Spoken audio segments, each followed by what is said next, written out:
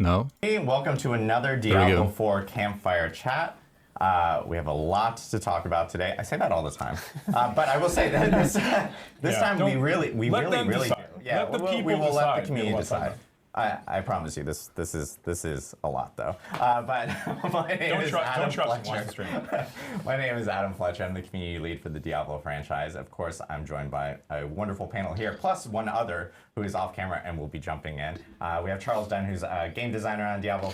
So why they just introduce themselves, right? So in Season 4, they're gonna like apparently revamp itemization, right? So this could be maybe the turning point for Diablo 4, right? Maybe. Like if nothing else is, this would be the turning point. If they basically like fuck up this, then the game is like that for good, right? Also, I did get a package from EHG. Fucking huge package. So we're gonna check this one out later as well. And then of course play some Vasipok. So yeah, that's what we have for today. First ever PTR Statue of a Forge card, let's go. For D4, and for people who don't know, Public Test Realm is kind of like a private server where players can actually end up playing early content and test that out. Also, yeah, we're gonna have PTRs for D4 now, I guess. So we'll go through all the details. Well, like, I mean, we, as in the people playing, Joe Shelley, not me so far. Kick it off.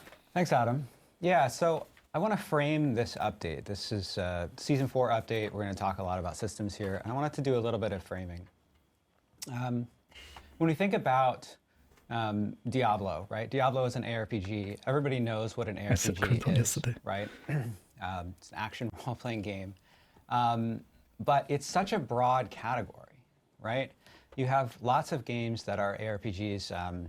Like a game like Hollow Knight, for example, is an ARPG, but it's also a Metroidvania, right?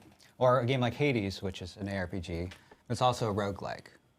Or something like Elden Ring, which is an ARPG, but it's also Souls-like, right? So when you think about what is Diablo, and what is Diablo 4? Do they know themselves? You could call it a Diablo-like. What sure. Diablo is. But another way to describe it would be as a systems ARPG, right? An SARPG. And so what distinguishes this kind of game from those other games that are in the same space, that are all ARPGs, right? Okay, that's interesting. And it's really about when you're making decisions and what the most important decisions you're making are. The most important decisions in a game like this are the decisions you're making before combat, between combat. Decisions you make in combat are important too, but those are the ones that are the most important. These are so cringe, I'm so confused. Action combat, RPG elements, and systems are all foundational elements of any ARPG. But in a systems ARPG, the systems in particular, including the end game, itemization, things like crafting, those are what comprise the soul of the game. And they're the lifeblood of a game like Diablo 4, and they don't just have to be deep, but also lush, prolific, exciting. Indeed. So as many of you know, we've been designing this update for a while. We're putting it on the PTR because it's important, and it's important to get it right, like Adam was saying. ARPG, got it. And everything that you'll hear about today is from that S part of the SARPG, the soul of it. Joe, yeah, that's Adam, like what they need to improve as well, the systems. And Charles are going to take you through the changes, all the changes in fundamental detail. Systems. And there are a lot. So sit back, grab a drink, get your React faces ready, and let's do it. Awesome. Well, appreciate it, Joe. Faces. So I know what we want to do first, we kind of have an agenda of items, but one thing we do want to talk about really quickly is about PTR. We do want to get some housekeeping notes and what players can expect from PTR, along with the dates for PTR, so when they can actually jump in. So Season 4 PTR is actually going to start on April 2nd, and it's actually going to run for a week through April 9th. So players will be able to jump into PTR. Wait, so it's 7 days of testing? Try everything out or 8 days, we're about to tell you all about here in this stream. Now, I know a lot of people are probably asking, like, hey, that seems pretty close to the end of Season 3. Is that enough time for you guys to actually react to, the feedback that we're going to be getting from PTR? And I will note 8 days is better than 0. Plan on actually extending Season 3 for this. So Season 3 is actually going to have a new end date. We're pushing it back a few weeks to ensure that we get all the feedback from this PTR and we apply it to Season 4 to make sure that all these new system changes that we're doing are right and work for the community. Season 6 when? Based off of everyone's feedback. So Season 3 is now going to end on May 14th. And of course, with that, Season 4 also starts on May 14th. So there are a few different changes coming on for the schedule. So you'll see that in-game message, which actually notes like when the season is actually ending, change today probably with this new date for players, so that again we can make sure that we apply all the feedback from PTR, which starts on April 2nd through April 9th. One other note is that again PTR itself is specifically for PC BattleNet only. So this just allows us to be a little bit more agile on our team. Does this mean that PTR is only going to be PC BattleNet only in the future? No, it doesn't. We are going to try to explore other ways of being able to bring PTR when we do have a PTR to players in the future. Please announce bankruptcy. But for now, this one is PC BattleNet only. So, and we'll have instructions of how to actually no PTR on phones. Get into the they don't have phones themselves client on Diablo 4 through the PC BattleNet client. Next week when we actually have a full blog that will explain kind of all the details of how to do that well before the start of PTR in itself. But then there's other notes with PTR as well. You'd imagine being like a console player, but you want to like win the season early on, right? Then you have to like play the PC version as well, like buy the PC version, play them button up. Since PTR itself is a fresh new server, you will actually be starting fresh on PTR, but we do have boosting options available because we need players to actually jump in. I was gonna say, how do you tell some of these features that we're I guess if you like reach endgame like one day anyway, then it's fine. But specifically for PTR. So I think we actually have a slide, I believe.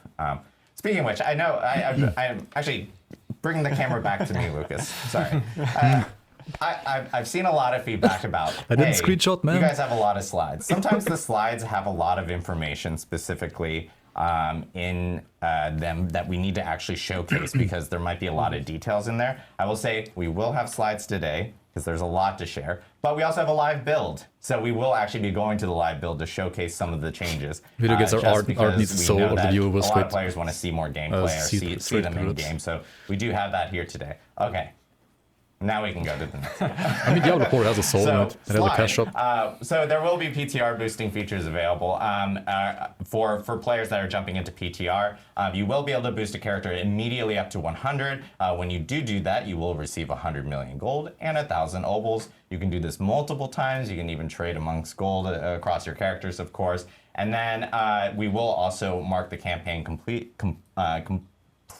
for your character, as well as offering you a mount, all your skill points. People are gonna be like, well, if you can give it to us on PTR, why not give it to us on live, right? Fog of War will be completely cleared. Altar of Lilith points will also be cleared. It's actually gonna match the renown progress on your original Diablo 4 account. So if you've already done all your renown rewards and everything, you'll end up getting that completely covered off on your character for PTR. Random set of rare gear. And of course all the classes not the Diablo 3 set. Like enchantment for sorcerer or like Book of the Dead stuff will be enabled for you for double this drop character rates that you end up creating for PTR or any other character. That's gonna be like, please give us double drop rates in live as well, right? And legendary drop rates will be doubled. And I believe glyphs are also. That's like very dangerous, like psychologically. So you will have that capability there. There are like a few things that will be not present in PTR. Like either give people like a full stash with every single item in there to test around, and like keep drop rates as they are. In a minute, this is weird. There's some more details related to Codex of Power for players to kind of understand why that's not present. Yeah, people will do like monthly PTR runs, and that's it, and they quit the game after PTR, right? For the PTR across all our different social channels, across all our different community channels. And we will be turning on a specific PTR forum on Diablo4.com. That is not on right now, so no one can actually see it. But once that does come online, we will also be checking feedback there. So please provide feedback based off of everything that you are hearing today and playing through during PTR between those dates. Yeah, the doubling legendary drop rates is really weird. Like either you keep everything as it would be on live, or like you just give all the items for free instantly, so that like people can actually test if you want like people to actually test stuff. So with that, now that we've gotten through the PTR like housekeeping notes, Mr. Joe Pipe. Let's dive in, okay? Let's dive in. There is quite a bit to cover today, so we're going to try to move briskly through parts where we can. So there's 3 major things we're going to be discussing today. The first, Charles will be bringing us through a number of itemization and crafting changes you're going to see when Season 4 goes live. I want to also be very clear that the changes we're talking about today are all going to be on the Eternal Realm and on the Seasonal Realm. Not actually talking about the season specifically today. We're really talking about this massive item update and these other updates been happening kind of in parallel to season development during this time. So that's going to be the first part. The next, I'll be guiding us through some of the new endgame content that we're going to be implementing and integrating into the Season 4 release. And then Adam Jackson, and all of these 3 points are to talk about a lot of the live class very important. They need to address the various mechanics in the game. So there's a lot to look forward to. Let's go ahead and just, I guess, dive right in. Charles, if you don't mind. Well, kind of doesn't work with the minions. Let's start talking about that's what itemization. I thought. So Big F. when we think about the itemization updates, I think it's really helpful to frame this conversation around some of the goals that we have for the itemization update. So our number 1 main goal here is to focus on quality of items over quantity of items. So they're reducing the amount of One of the affixes. persistent points of feedback that we've gotten since we've launched Diablo 4 last year was that a lot of the items that you find in dungeons and throughout the game, you end up just sifting through a lot of items, searching through your inventory, and reading a lot of lines of text, and ultimately a lot of the items just end up being junk for you. And that was never really, it never really felt great. And so with this update, that's been our number 1 goal is to focus on making sure that when we do give you items, they're high quality items, they're much more likely to be useful for your build, rather than just flooding you with endless streams of often junk items. The second goal we have here is that the best items in the game, the really pinnacle ones that you get at the end game, they have a journey associated with them. There isn't really nothing else you can do. As I said before, you were kind of sifting through or your like reducing one of like attributes that exist overall. So once you found it, once you found multiple classes use the same perfect item, you were pretty much done. It was basically a complete item, and you're already done with the item. You've completed it. We think that the game is a lot more engaging when you have a bit of a journey and investment, whether it be in time, crafting materials, and you really get to customize and make items your own and make it feel like this is for me and my build and my character. Yeah, and feel that power progression too. It's absolutely. For my build, for my character, that sounds heavily like Smart Loot. The third goal we have here is to focus on moments of surprise and delight in the itemization chase. This leads to moments of, hey, I found the item. You get really excited about it, and you're just, you have these infrequent moments. It's not going to be all the time, but when you do find it, you're going to know it, you're going to feel it, you're going to be really excited about what just dropped. So they're going to reduce swap rates? So with that, we have a number of topics within the itemization update. So the overview here is that we've got updates to existing systems, such as base items updates. We've got a few additional updates that are kind of adjacent to the itemization system. We've got some updates to Codex of Power, which we sort of alluded to earlier, and I think those are going to be some really big wins. We also have some new systems being introduced here. We've got Tempering, which is going to be a new customization system. Greater affixes, which help to provide some chase in the end game. These are going to be some of those powerful items, ones that have greater affixes. And then once you do reach that end game with great gear, you're going to be able to masterwork it to really unlock its full potential and it could be upgrade it to the best possible version that it can be. Yeah, exactly. So let's hop into some of the base item updates. So this is where we're going to focus on making a smaller pool of affixes that are more relevant and more potent for your specific build. So as I kind of mentioned earlier in the goals section, a lot of the affixes and stats that appeared on items, they were often very conditional, right? You had like damage while berserking or damage to close enemies or things that were hyper specific and ultimately just were kind of meaningless in a lot of ways. They blended together. We're really focused in this rework, we're focusing on reducing that pool of affixes to be more general. They're more applicable to a lot of builds. They're not going to be this hyper specific conditional, and they're going to be more potent. So some examples here, we've got ranks of a single core skill. Sometimes on gear you would find items that have, I personally think Diablo 3 is equally bad to Diablo 4. I think both games are shit, and ranks of double swing, all on the same item. And almost no build wants all three of those things at once. So we've made it so that, hey, only one of these can appear. That makes just the subset of items that you find much more likely to be relevant for you. And in terms of like being more potent, we're looking at things like in World Tier 3, only sacred items are going to appear. And then once you get into World Tier 4, only Ancestral, only those most powerful versions of items. This means you're just getting less junk, right? Sometimes you get just like sacred items in World Tier 4, and that one never layer felt after great the next upgrade. because, hey, I'm in World Tier 4, I should be getting the best items now. We also did a pass on the affix values to make sure they're a bit punchier. That so you just rush World Tier 4, like why bother even like farming the perfect sacred This item? often was just some numerical tuning. I mean, in the past, you might get an item that said plus 2% critical strike chance, and honestly, it was hard to ever notice that. Endgame's maps is like PoE/LE. 5% damage or something like that. And those really small values were just hard to ever notice when you're swapping it, and it never felt like you got to upgrade your gear. So let's take a look at so affix have like different tiers, and like the tiers are stronger. So in the other update is that we are reducing the total number of affixes on gear that initially drops. So legendary items used to drop with 4 affixes, 4 lines of stats. Part of the soul of Grim Dawn, I would say. And then rare items, the yellow items, like different editions, up to 4, kind of a must. And now they'll just go down to 2.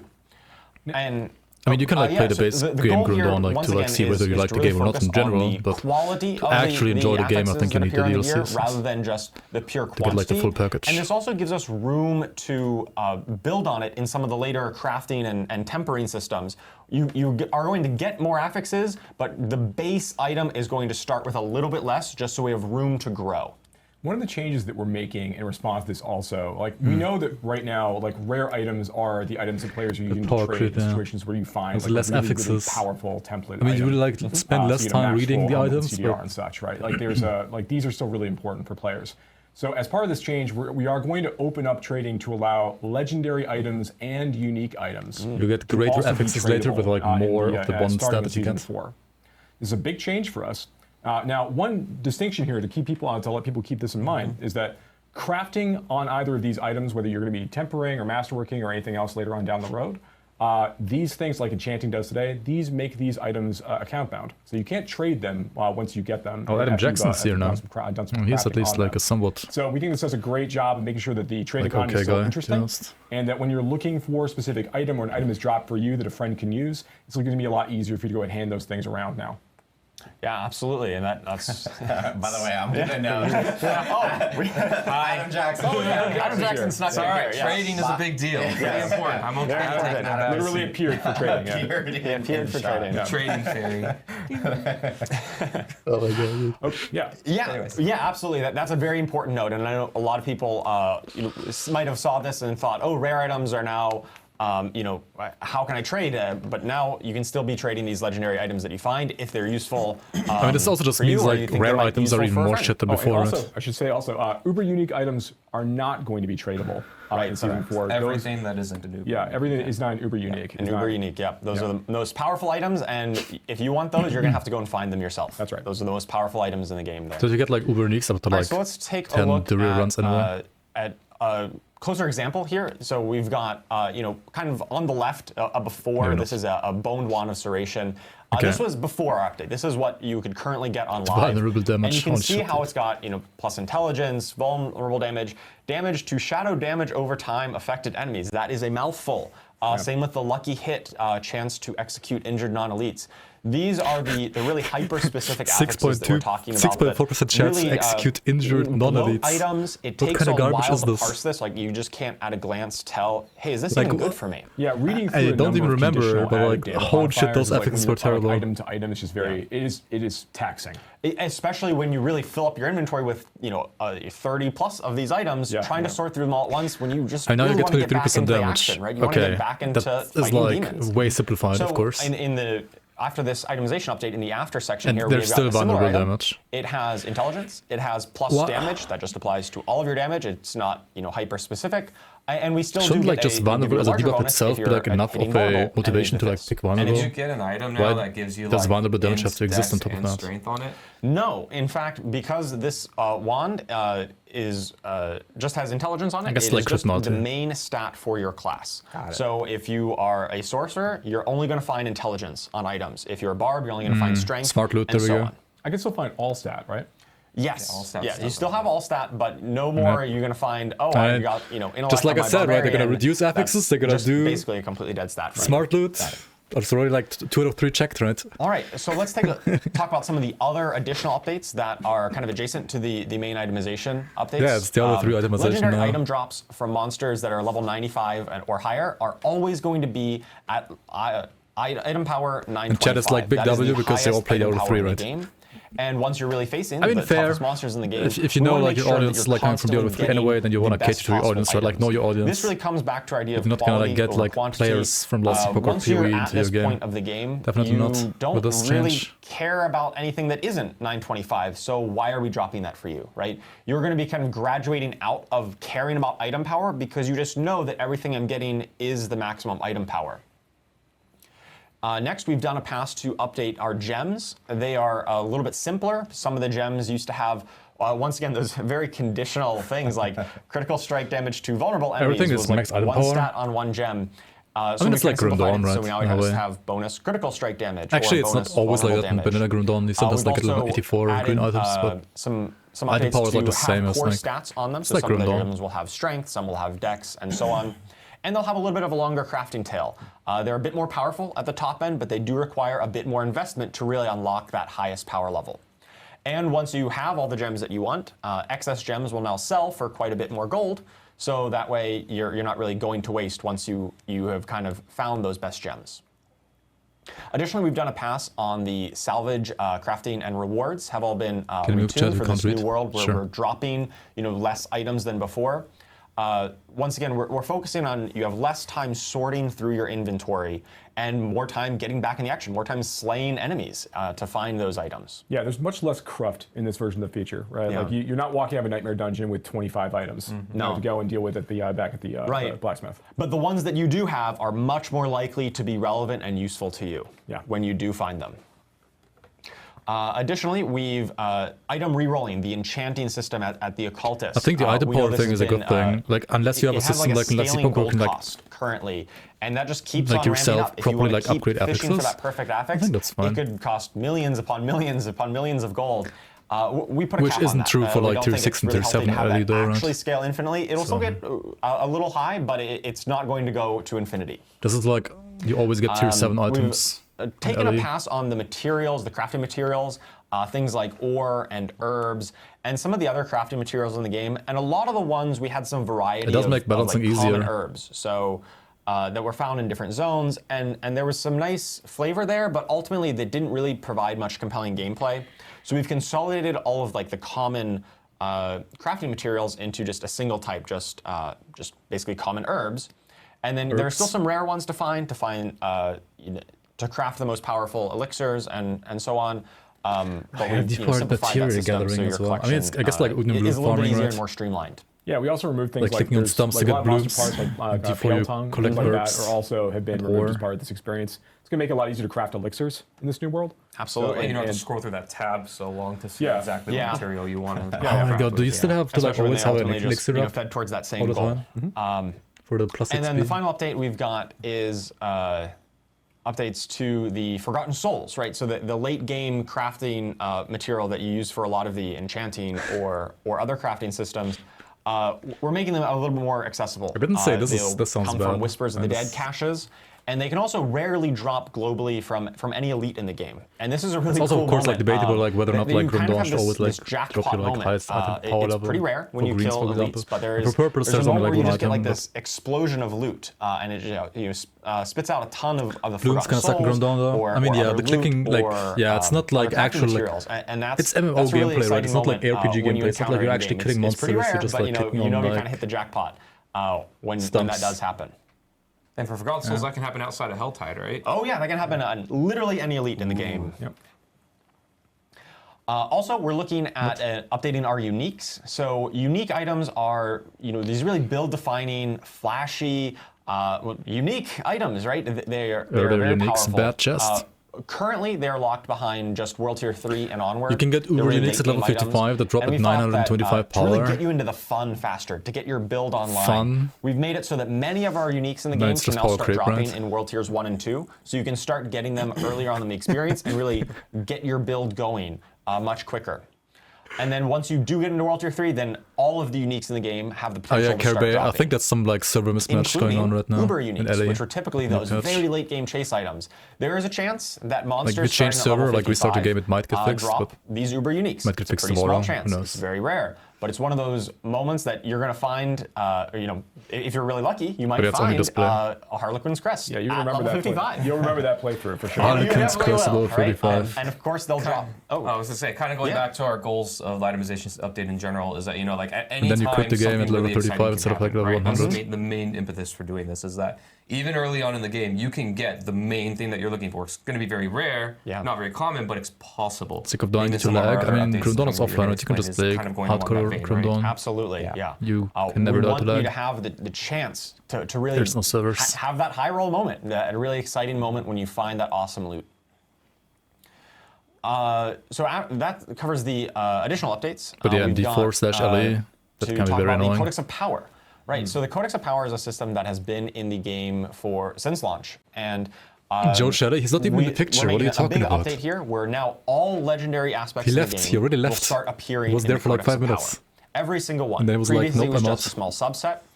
And I believe we even have some in-game footage that we can talk about. That was the item rework, that's an example of what this looks like. Yeah, we'll jump over to it. We have behind the scenes, we actually have Ruben, aka Bloodshed, former content 2 instead of 3 affixes and more power? Of the Blizzard team here on Diablo. He's actually driving us through our build here, but he will be driving through all our little demos that we have today. So yeah, awesome. Yeah, so you can see in our inventory right now, we've got Edgemaster's Siege Bow. And this has a little icon on it in the upper right in your inventory there, and that indicates that if you salvage this legendary, it will upgrade an aspect in the Codex of Power when you salvage it. That's right, so you no longer need to go to the occultist to extract aspects in any way, because aspect crystals are no longer a thing in this new version of the Codex of Power. Yeah, aspect crystals are gone. It's just when you salvage the legendary, it will upgrade. Yeah, once you get into Grimdawn, properly, we can see that Edgemaster's aspect has been upgraded in the Codex of Power. So we go to our Codex of Power and let's go take a look. So we've got Edgemaster's aspect here that skills deal up to 6% increased damage based on your available resource when cast. So that is the kind of legendary rank of the one that we just salvaged. Now this says 6% here. In game it was 12% because it was on a two-handed bow, and that doubles the range. So what's new here now? They can filter this, or right now on what's live now? Diablo 4, it's always just a minimum roll, and so once you find something better, a better aspect crystal, the Codex is kind of irrelevant. Now the Codex will continue being relevant because every time you find a higher roll of it, it's going to upgrade your Codex, and you can continually re-imprint this legendary power onto any gear that you find going forward. That's right. So if Ruben finds a 10% roll, on something else, then that is now going to, he can go ahead and salvage that item down. That 10% version is now going to replace the 6% version he has right now, and that's the new version that you have. So when we're talking about upgrading, what we really mean is like as you find the better versions of these aspects, they replace the older ones. Now every time you decide you want to imprint the Codex of Power, but he had like 16 stacks, right? Yeah, from that point forward. So if you find a max roll the first time, are you just super lucky? You have it forever? You are super lucky, and you would have that forever. Yes. Cool. You can so you can craft as many times as you get the aspect. The ranks of legendaries, you won't be able to find the value of all aspects you found will always be the max that you found so far, right? Just starting out your journey. So getting the max roll is going to be way easier than before. So a lot of legendaries used to say, crafting the max roll like legendary rolled between multiple times is going to be way easier than before. I wonder how it works with trading, right? From 20 to can you like just like trade? Oh no, you have to dismantle them, right? So you can't trade them after dismantling. The most powerful versions, those are only going to be accessible in World Tier 4 in the later games. So this does give you a bit more of progression. So you can find it early and you can upgrade it, but then you're going to find even better versions as you progress through the World Tiers. And if we actually, can we go back to the build really quickly? Because, Ruben, if you can bring up the Codex of Power really quickly. Show the UI a little bit here. Yeah. Because one big thing is like I know we glazed over this really quickly, but there are filters, ways of searching through everything, which is really nice. This is definitely like way better than they had before, right? As well, I think it does make, of course, like things easier when there's power creep going on. It's as always, but something that is changed, obviously. This is way better than like having to store all the items in your stack. It's showcasing like, hey, there's a golden version of Aspect of Quickening right crafts, I don't know. which is already showcasing, hey, you have a is this like the power level, or is it like the amount of crafts you have? There's different ranks as you're kind of like I think it might be the power level, right? The Codex power and finding different aspects. This is like the lowest roll, right? I really love that gold like border. 11 different rolls you can get. That, hey, you found the best version, you've kind of completed this, and some of them you kind of cheat on it, right? Things that only have one rank. As soon as you unlock it, you get the best version. Yeah, that's an example of one that you could max out. You probably could, right? But most of them have now, up to 16 ranks is kind of our standard, for the most part.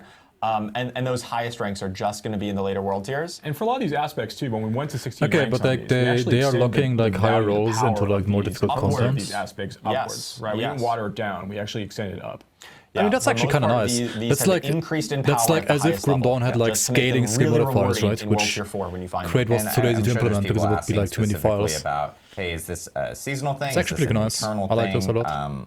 Like I wish Grim Dawn skill modifiers were like this. To be honest, like Grim Dawn shit compared to this. This is a good. Like in this specific system. For the Eternal Realm and for the seasonal. For the manual work, man. Thanks for the 14 months. They're coming with season 4. It's crazy. But they are applying to the whole. Yeah, this is actually great. And I do want to note, like Codex of Power with seasonal characters, of course, will end up change like every single time there's a new season. Yes. It does. The same way that it does today. But I like the eternal characters, will just happen. You can actually fill it out eternally. Forever, Yes. I still think that like maybe I don't know how many aspects they like added over the seasons. The systems that already exist in the game, right? The base item affixes, but it felt like they weren't enough and Codex of Power. To like but there's properly also customize your character. Like when I like played the beta. That was updates to existing There are barely any new ones. We have got a lot of new stuff. So let's talk about like tempering. 10 times more. Tempering is a new crafting system that will allow you to add really cool new affixes to your items.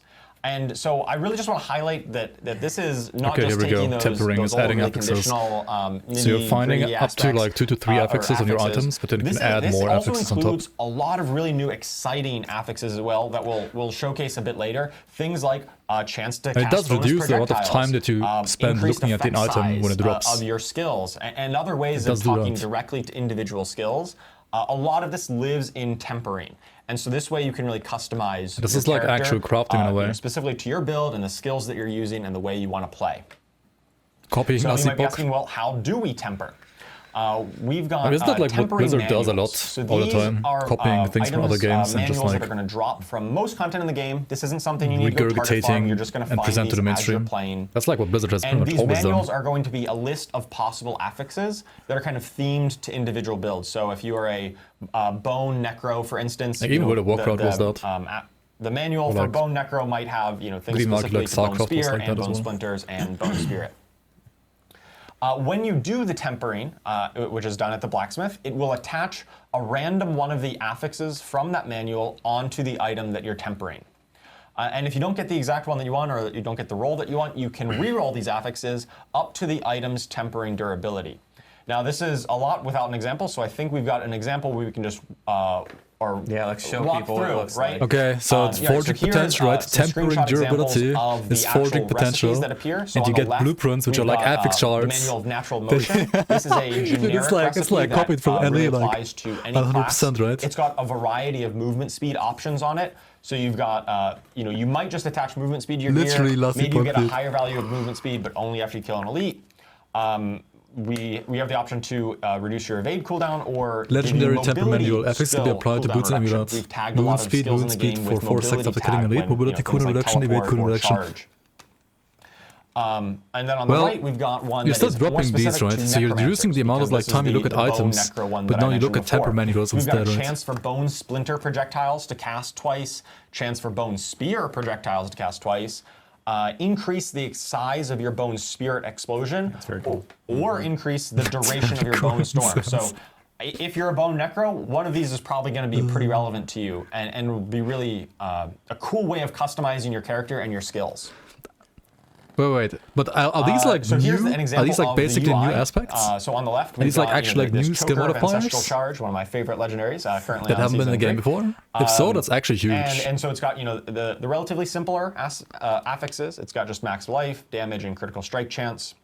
And we go to the blacksmith, we put it into the No, menu legendaries here, have 5 instead of 4. and we can see that there are kind of 6 categories with So 5 like we're of them being reducing highlighted. affixes, but actually These increasing categories them. are the categories of recipes. So each recipe corresponds to one of these categories.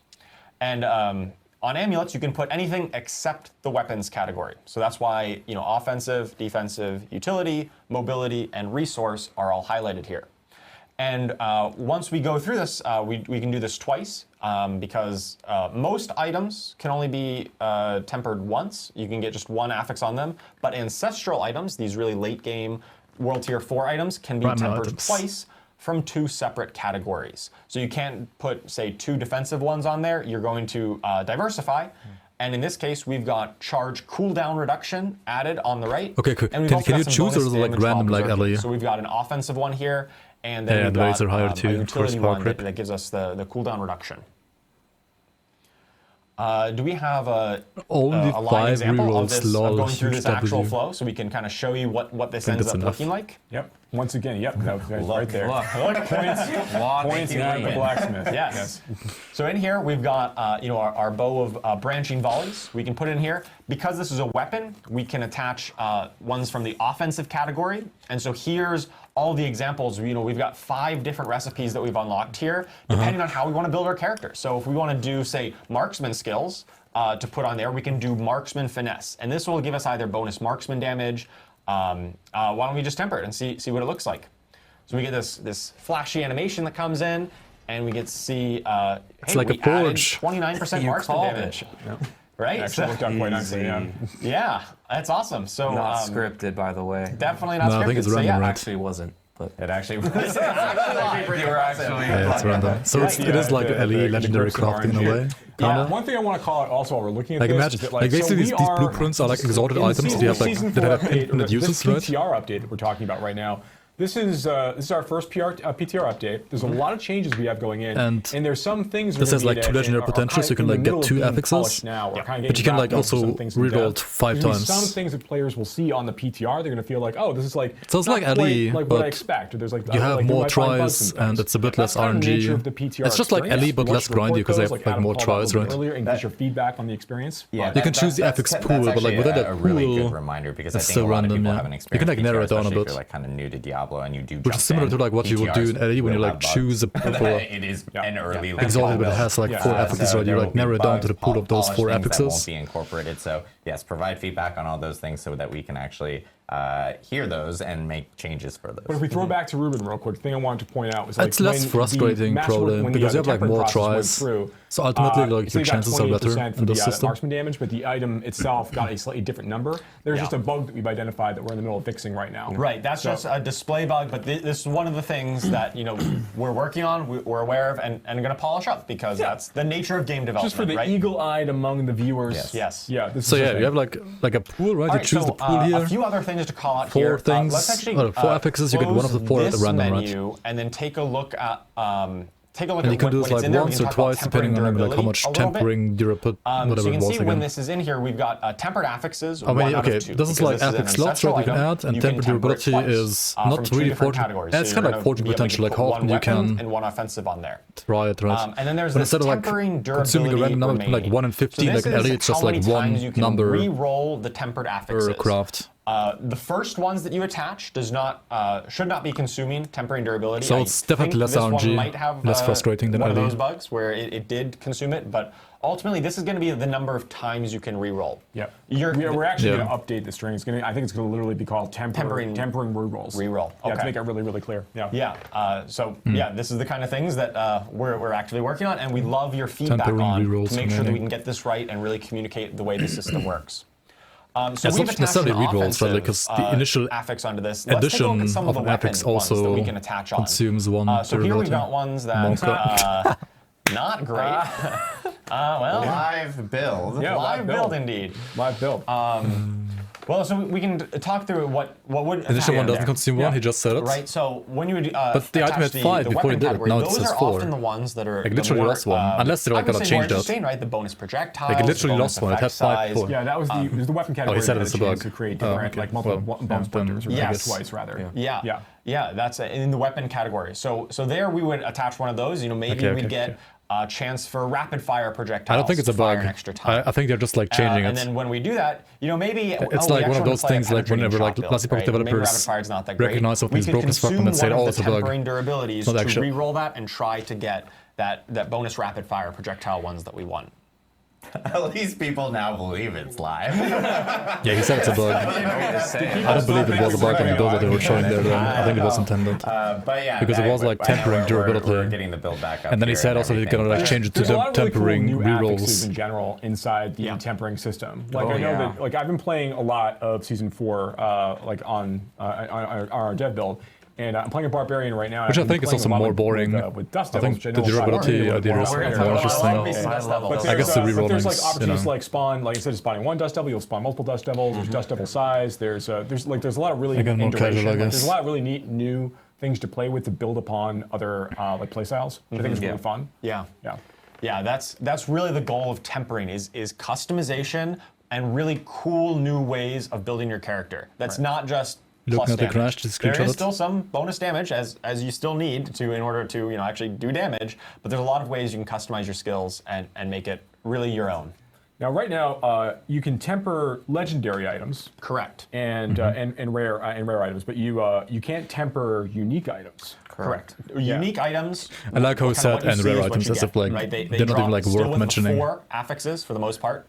Those are going to be unchanged. You won't be able to temper onto them. With tempering, yeah. With tempering, right. And then we show the tempering durability, as part of, or tempering rerolls in this case. So the idea here is legendaries get like higher stats and tempering on top, and uniques get nothing. Does that mean like uniques are worse now? Rerolled through all of your options. At the end of that process, you simply can't temper any longer on that item. There's not a way to reset that item back down. One of the goals that we have for ourselves in terms of like trying to have higher quality drops in general. So makes it a little bit easier, get like prominent ancestral uber uniques now? It's easier for you to reach those 925 to make up for the power creep. Really deeply engage in features like this.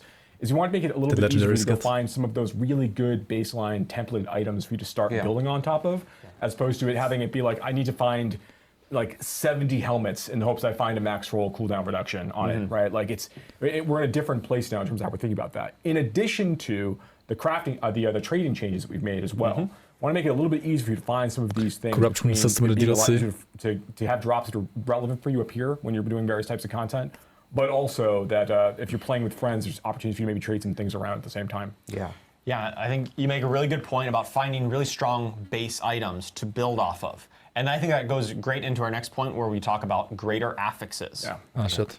I thought now it's going to be like interesting implicits, but no, greater affixes. In the late game.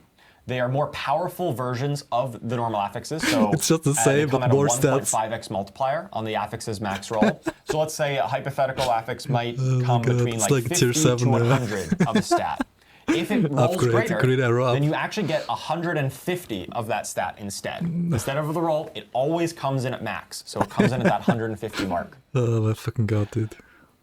These are really exciting drops when you get into the late game. They're going to be immediately obvious. They're exciting because they said so, right? If they didn't write exciting here, it wouldn't be exciting. You can see it right away and you know, hey, that one has greater affixes on it. And that's going to be ones that you're really going to want to pick up and make sure that you take a look at. And then you really want to build off of because they're some of the strongest affixes in the game. I think we've got an example here. And one other note, these, as I mentioned, they're late game. They only appear on Ancestral Legendary items and Ancestral Uniques that are dropping in World Tier 4. I think we can zoom in on the, these two are like, top one here, where we can see we've got a little like some Roman numerals at the end of it, 2. That indicates that this pair of gloves has 2 greater affixes on it.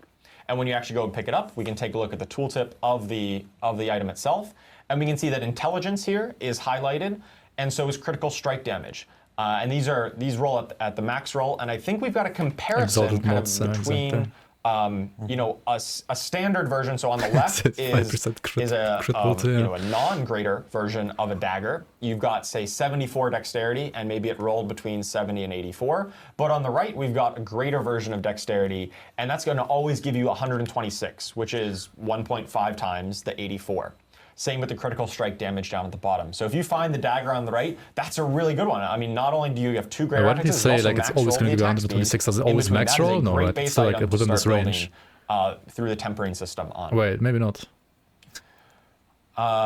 thing we've got. Why do you even have the next topic to min and about max is then? masterworking. If it always max rolls. Masterworking is a late game Isn't it already like crafting system 1.5 that we're going to times use the to thing? upgrade the items. So once you kind of find a really good base Like, isn't item, the range already like multiplied by maybe it has 1.5, some and then like greater within that affixes range on it's it, also max roll? and then you've tempered on the affixes that you want. You know, hey, you've found the okay, so it's always the exact 1.5 times affixes the that are max specific roll to your of build that you've the attached normal onto it. affix. Now you're really Why does it pushing even show into the the range late game then? content. It's time to start masterworking. And masterworking has 12 ranks where you can upgrade the current affixes on your gear. So this isn't going to change any of the affixes like enchanting or like tempering does. This is just going to take the current ones and then upgrade them through 12 ranks. This is kind of like the old gear upgrade, right? Similar, This is honing? yes. However, both masterworking and tempering Lost are Ark? replacing the old gear upgrade system.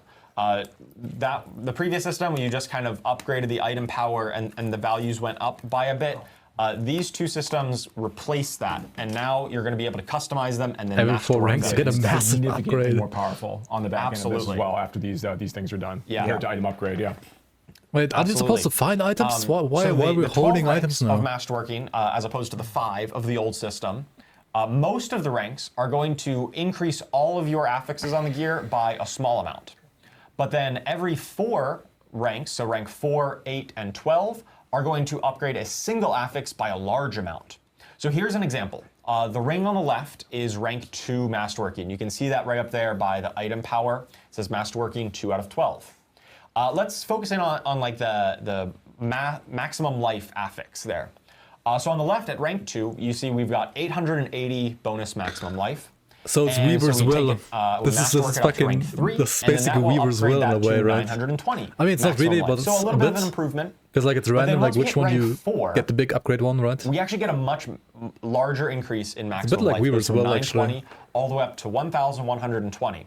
While the other Except you already affixes have on the gear affixes, and stay then like static it's random, because like which they one gets didn't upgraded. roll randomly Every 4 only ranks. hitting It's one. like a three Weaver's To will Joe's item. point earlier about we still have some in development. Because like at this is 4, in 8, and development content, 12, it's you not get like final, a as the massive watermark upgrade to says. like one of your stats, right? The tempered affixes at the bottom, the Golem active cooldown reduction and the Bone critical strike damage, those also would be being upgraded and are eligible to Is it have as good as this, one thing, this removing larger content and bonus. then adding back but in this particular the same content screenshot saying, example, look, those new numbers content? didn't change, but they will change in the final, and Yeah, there's a those chance. also get affected, yeah. Yeah, they will be included just like all of the rest of them. But yeah, so as you go through it, you're going to get kind of 3 of these effects. Okay, rank but like 4, what about the 8, new and battle 12, pass, right? That's like the and actual they can all important go on the things, same right? one. So if you get really, really lucky and you really needed a lot of maximum life, Is the battle pass gonna you be might upgraded get, too? Just a ton of maximum life every Every time 4? that increases. Or it could be on one Like of your steps, tempered you get a affixes. massive You could upgrade get to your battle pass. Tons of Golem cooldown reduction if that's the kind of build that you're looking for. And once you fully masterworked an item, if it didn't really pan out the way you wanted to, the random rolls didn't quite go your 1.5 way, times the you are able price to for reset it greater and try battle it pass. again, but you will kind of lose all the materials that you've invested into it, but you can try that again. It doesn't completely lock you out of it. Right. So once you've got like a really great pair of gloves or whatever that you've been, This is not like this is just honing. It's not a crafting to system. get exactly the affix you wanted off it. Maybe you got some greater affixes on it in the first So place much when you RNG started. for one item. Then you take that item into Dude, assuming you compared got to all last that epoch, it's process, like you no can take RNG it at all, into the dude. masterworking feature, Like 0. and then you can kind of keep going at it. 0 RNG, and it's get the just opposite. upgrade. It's just So error kinda up, hopefully nothing you else. crit exactly the affixes you're looking for. Yeah, and if you do get that right, you find something that's got critical strike crazy damage, RNG. and then you hit all 3 times on it, super upgraded. That's going to be one of the best items in the game that probably no one else Compared to has Weaver's will, one it's exactly 0 like that, RNG because basically. you really needed to hit the right one every time. That's going to be a really powerful item that is going to be very memorable when you get all 1 that and 5 coming 3 together. times, right? At 4, I 8, think we've and got an 12. example here to really highlight all of these systems taken together. So on before, this is 3 that boned times. one restoration that we talked about right at the beginning when we talked about paring down the affix list Is to it just more simple on the intelligence crafted as well, damage or is and it only vulnerable on these damage. 3? I And thought on it's the only right, on you these can see 3. it after it has been tempered. So we've got bone spirit damage. We've got chance for our bone splinter projectiles to cast twice. Can also be under the And then tempered we can ones? see Okay. intelligence has been highlighted in blue. That means it's had 1 of the upgrades from masterworking, and the damage stat on here has been upgraded twice. That's why it's in yellow. When we got up to masterworking 12, and you can see how we've taken this progression, this item progression, so here once you got it all the way up to masterworking 12, this is really kind of the pinnacle of what items can be in our new itemization world. So what I want to highlight here is that the total Can this masterworking the work total on depth greater of what an affixes item too? can do in the complexity. you can still make an item do a lot of different things, but on that before side, when you're looking for items that are dropping, that's all that you're going to parse through over there. It's just like 3 affixes. Did I get the ones I want? And you can just do that very quickly and parse through a lot of items that way. But you're going to be slowly, introducing that complexity over time to your items as you upgrade. It's like base so you're going DPS, to be I guess, building only the from items this. that you really want to be using. Absolutely. In terms of like lucking out on this, I think it's fun to call out like it is basically 5% upgrades to your affixes during the regular masterworking process. And then there's 3 I think the systems are actually cool, don't get me wrong, right? I think they're actually good and cool. Like, I think they take or steal or regurgitate like many things plus for example. You can do and those things that they've created here, I think they're not bad at all. If you want to go hard into one affix, the holding system, okay, is maybe kind of meh. Go really hard on CDR. But the other 2 systems are kind of cool, I think. Yeah, absolutely. But the numbers, dude, like what? Or really hard on bonus projectiles, because those are cool and flashy. Or bonus projectiles, that's actually true, yeah. It's going to be really sweet. It's Diablo 3 balancing, I guess, with the numbers. But of course, you might be asking, okay, no, new items shows are the great. stolen last book skill trees. What am I gonna Exactly. do with all of these new items? Before we even where's the actual like customization now? So 2 things I want to call out. One, masterworking works on unique items. Correct. Yeah. So that, some of those really cool affixes that can appear on unique items, not the power of the unique item, but a lot of like the really specific Okay, there we go. affixes. Masterworking works on those all. all benefit from the masterworking process as well, which are really significant, right? Chat is like spamming W. We can hold uniques. Oh my also, god, so you exciting. can make sure that like when some of these unique items are dropping, they also can have greater affixes attached to them. So those same unique affixes that we're talking about, like that is huge. Like now you get an extra like 50% value on top of that. Yeah. So like you get 50% value on top of a unique item affix, and then on top of that you masterwork it. It can get really bonkers.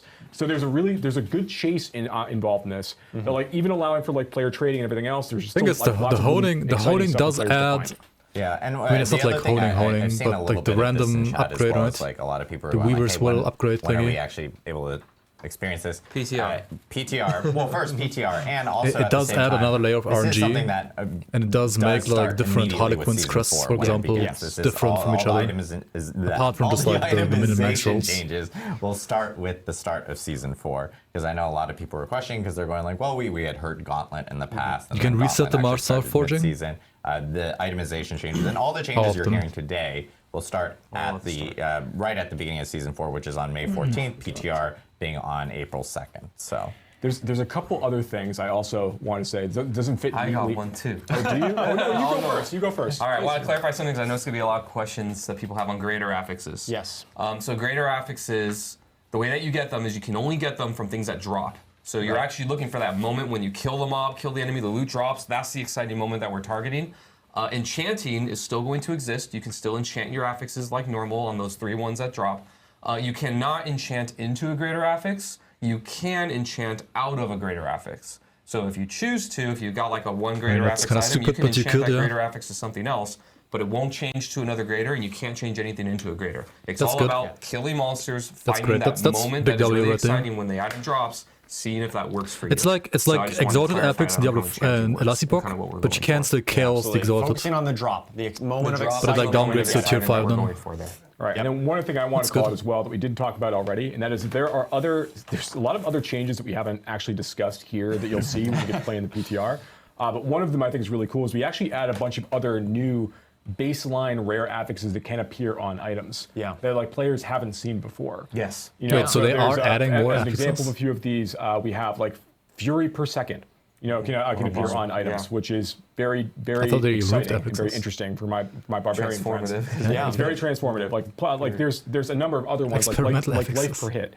Is now something that players can find as you're going through the experience. Like, are there any? Just take every single system from Ellie and put it in D4. Yeah, that's and what they're also doing. ones that are cool and powerful that appear on different slots. So previously, weapons almost always had bonus damage of some sort. We've extended that so a lot of weapons can now have resource cost reduction. They can have bonus attack speed and other things that increase your output through not just saying damage to a certain way. More interesting ways of increasing your output. Yeah, very cool. Just Give me bonus Blizz, projectiles. That's just the Blizz being best part. Blizz. I'm terrified of it. It's so cool though, but it's gonna be really cool. Having bonus projectiles drop and then have that potentially be a greater affix when And it then you goes, and then you masterwork bonus projectiles, and it gets silly. Yeah. I know we want to talk about some end game stuff that's coming to the game. Maybe we leave that for the end of the stream itself. That was a 90% player base reduction. Is there instead of resource reduction? Here. I'm going to pivot them. Last, way that we can jump to class changes coming. Me next. Yeah, you next. I'm pivoting. You got kind of a shrug. So I think so. Yeah. We'll go through the end game stuff here because we do have a lot of additional things that we still need to talk about that even pair with this itemization, these itemization changes. But we'll jump into class changes really quickly. Sure, we can go to me next. That's fine. Do it. Take us away, Adam. All right. So, are we ready to go? Yeah. Okay. So we've got kind of 3 big goals for class updates. We've got a lot going on. I'm going to try and breeze through a little quickly in the interest of time. The first one is going through a very high volume of meaningful class updates. And what I mean by meaningful is, not just moving numbers up and down on things that exist, but kind of either updating systems of how things interact at a systemic level, or adding things that are really, really powerful and are actually going to move the needle and change how you interact with the class or the skill or the legendary or whatever we're changing. More and faster Paragon boards. Next one is making flat damage effects more viable. So by flat damage, I'm talking about things like dust devils, earthquakes, dancing bolts, all these things. I talked a few Campfire chats ago about how I wanted to make these things like a lot more viable and scale better, and we're going to be making good on that in Season 4. I'm excited. We'll go into more details, but yeah, that's one of the big things that's changing this season. And last but not least, opening up designs to be more generally useful. So kind of similar to item affixes, how you've got these like multi-conditional things. We're going through classes across the board and going and looking for ways that we can open up things. So you're going to find that things that were a little more restrictive, we're going to try and interact with more different pieces. So, something may have only talked to core skills, now it can be any skill, things like that, where we're trying to make things less conditional so that you can mix and match things a lot more often.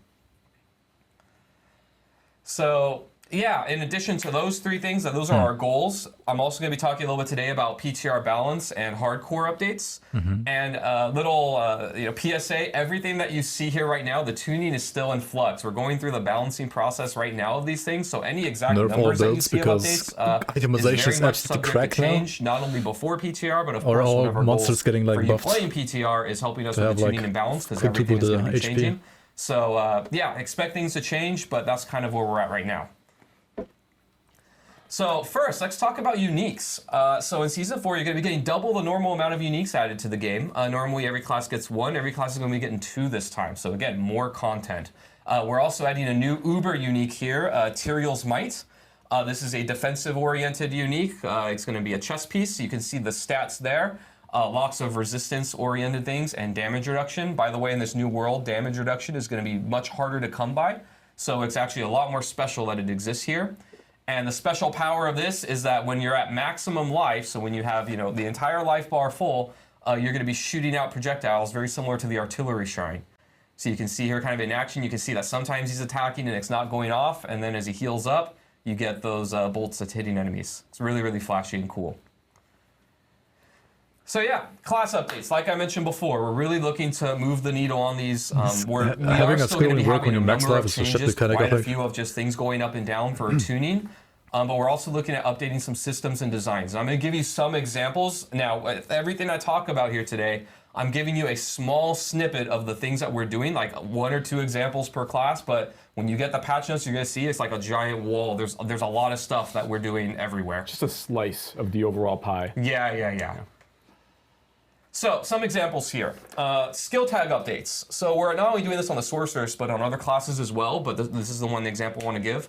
One of the pain points that Sorceress has always had is that they have kind of core skills and then mastery skills. Mastery skills are things like Firewall, Meteor, things like that. And the mastery skills, we're always kind of second class to the core skills because we had a lot of things that scaled core skill damage, but not mastery skill damage. So we've updated our skill tags and kind of changed things around so that they make more sense. So you're going to see more skill tags added to things across the board. And the example here is that mastery skills will also just have the core skill tag. They'll be considered both mastery and core skills. So all your core skill damage bonuses, interactions, all that stuff will just work now. Did you have something? Yeah, we also talked about like mobility skill tag added to a lot of skills as well, and how that interacts with the tempering system. You have ways of getting mobility skill cooldown reduction that ties into the same concept. We're actually adding the mobility skill tag to all things across all classes that have mobility attached to them, so then they can interact with the itemization system, and you'll have these things working in tandem together. That's a good point. Yeah, so now some other examples. Frozen Orb on the Sorceress is getting a lot of love. Before, when you cast it, it would go an exact set distance and then blow up, but now it's going to go exactly where you point it at it to with your cursor. So you're not going to hit your life if you run into like a suppressor elite, for example. You can actually make it fire point blank or all the way across the screen. And we'll actually be showing some video of that as well later. We also have a new unique that we're going to have video of that's really awesome. So Frozen Orb Sorceresses are going to be really happy this season. And next, Necromancer. I've been talking for a while about Necromancer minions and how we're going to make them better. We're delivering on that in Season 4. The first change is that they're going to inherit 100% of the player's stats. So, your crit chance, crit damage, all those things, they're just going to inherit it from you. So they're going to scale way better with you, the player. And this is not only going to apply to Necromancer minions, but all minion types in our game. Things like Druid Wolves are also going to be inheriting this and are going to get a pretty big power bump. We're also we took a look at the Book of the Dead and basically revamped everything. All the upgrades almost are getting some type of either number or big functionality change, and I'm going to be going through some examples there.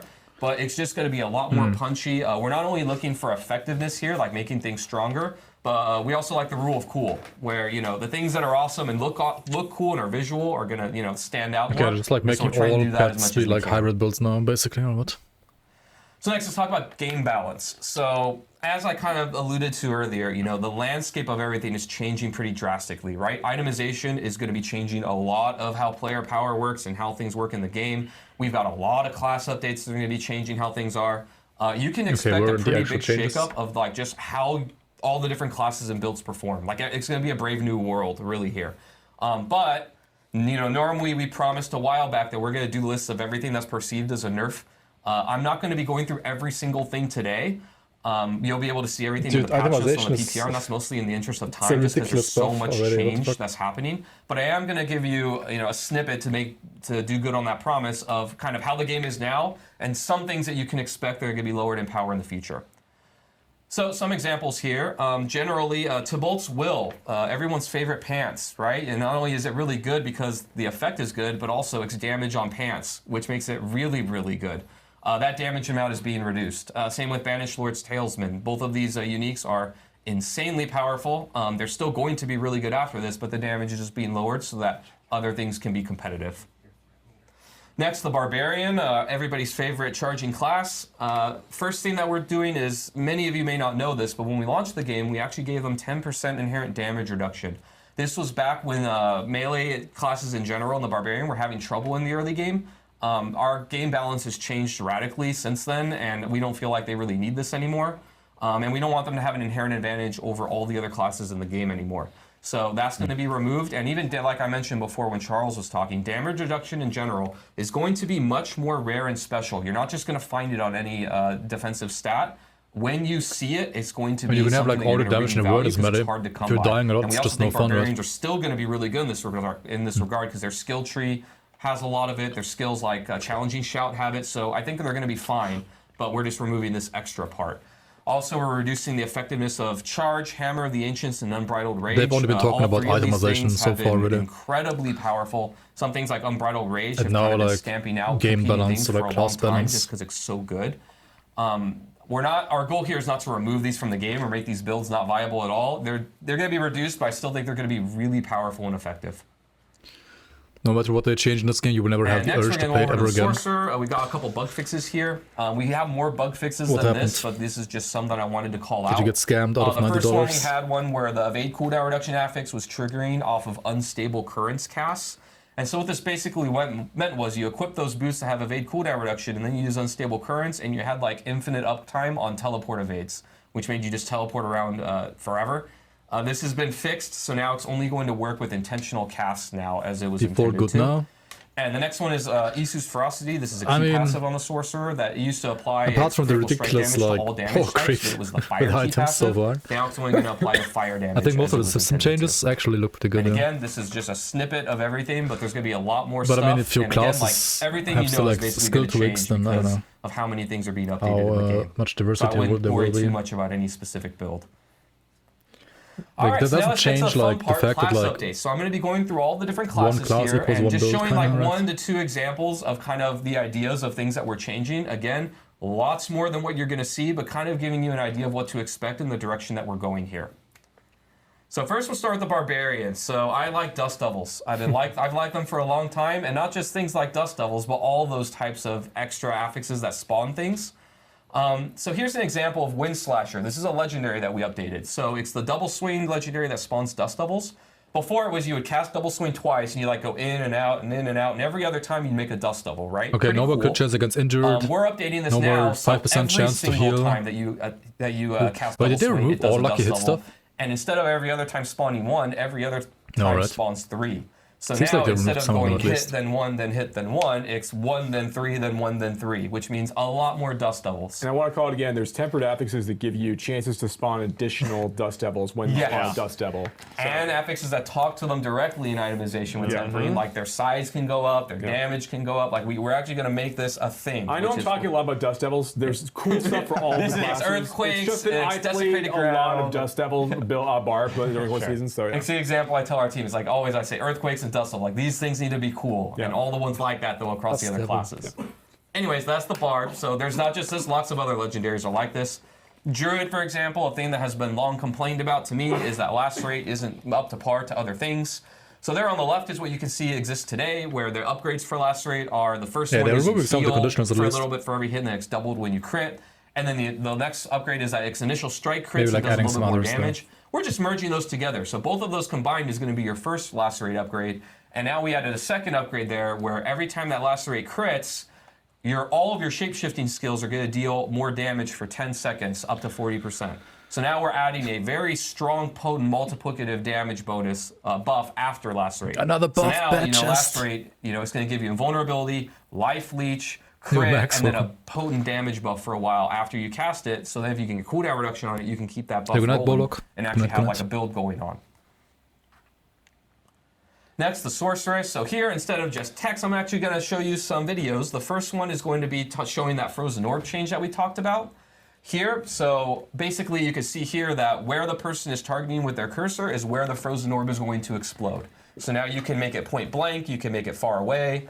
It's going to be wherever you go. And for you controller players, this is going to interact just like other skills where it just goes to an enemy, and then if there's nothing nearby, it just goes a set distance before blowing up.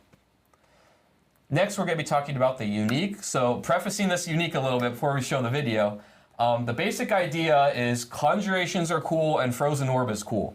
And what's going to happen with this unique is Frozen Orb is basically we tell you what to play because everything else is going to be worse than what we tell you to play, right? Anytime that your Conjurations attack, they have a chance to throw Frozen Orbs at enemies. All over again. So now we're going to see this in action here. So it's called Fractured Winter Glass, and this video is just the person casting Frozen Orb with this unique. So at first it's like, okay, it's fine. You see a couple Conjurations, right? But then as you go on, you can see that the Frozen Orbs are making more of them, and then the Conjurations are also throwing out more Frozen Orbs. This is all just from pressing one button. This is all just from throwing out Frozen Orbs. Just been right-clicking this whole time. So it's like when I place a firewall, pretty cool, my firewall makes a meteor, and then my meteor makes a firewall. One button. Yes, but Conjurations. But Conjurations, So Hydra throwing Frozen Orbs. Firewall meteor sounds cool too. Okay, fair enough. An idea. Stay focused.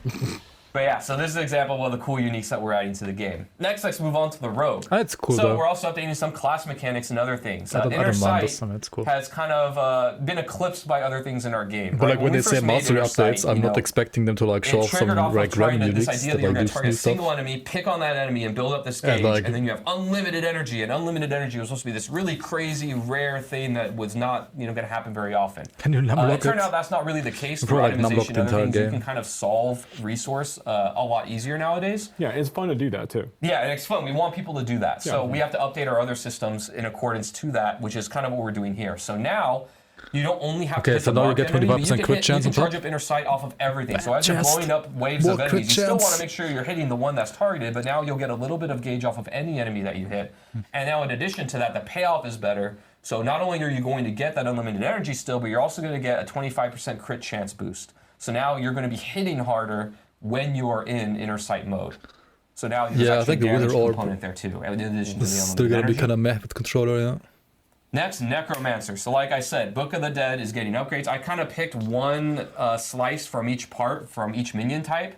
So here you can see your Skeletal Reapers, the wind-up attacks now can reduce one of your active cooldowns by a pretty chunky amount. 3 seconds is insane, but there'll be a number that'll make sense there. Maybe it is 3. Next one for the mages, one of their upgrades used to be that they've made frozen enemies vulnerable, and now they just make everything vulnerable. So actually, if you want cold mages to solve vulnerable for you, you pretty much can, just with this upgrade. And last but not least, we have your Iron Golem. So Iron Golem, now that when you tell it to go somewhere and do that slam attack where it pounds the ground, it'll also pull in enemies, very similar to Corpse Tendrils. So it's not as required, to put that on your bar. You have another way to kind of get that effect. Another thing I didn't put on the slide that I want to call out with golems that'll make players But I can't really comment on this. I have no idea. I've never played mini Necromancer really. I mean, I did play them like during beta like once, but it's going to make both your golem and you unstoppable. Ooh. So now you have another source of unstoppable on the Necromancer for minion builds, which I think will make players really happy. Yeah, it's like buddy cop situation. You and your buddies going and taking people out. That's right, I love it. Yeah. That's awesome for a Golemancer build for sure. Yeah. Cool. So next, like I was saying before, flat damage effects, dust devils, and earthquakes are going to be your friends now. So before, these legendaries did not scale very well. And what I mean by that is that the damage that they did was fixed. Good, yeah. So if you got like a dust devil or earthquake or whatever, you got that legendary like level 25, the damage that it did was just a number. Considering like how ridiculous everything else scales in this game. Or scale with you in a you need stuff like this to scale with you as well, otherwise it's more useless. All of these things are going to be scaling based off your weapon damage, which means that these things will scale with you as a player and be much more viable now. And I believe we can zoom in on this example I give. So this one is Dancing Bolts. I'm actually running this legendary right now, my Lightning Storm Druid.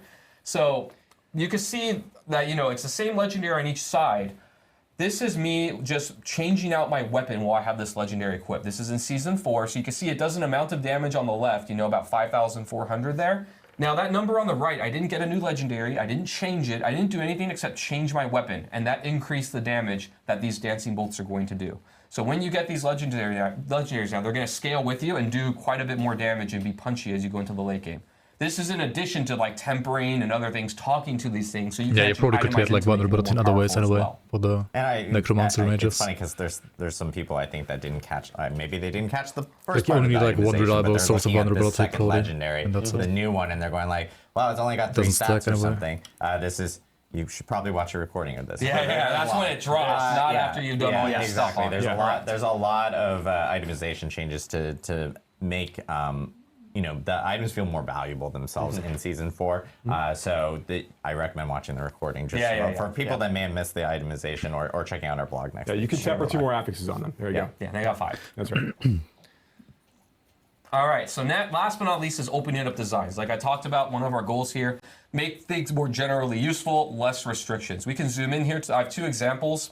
One is Azurath here on the left, a unique sword. So 2 things going on here.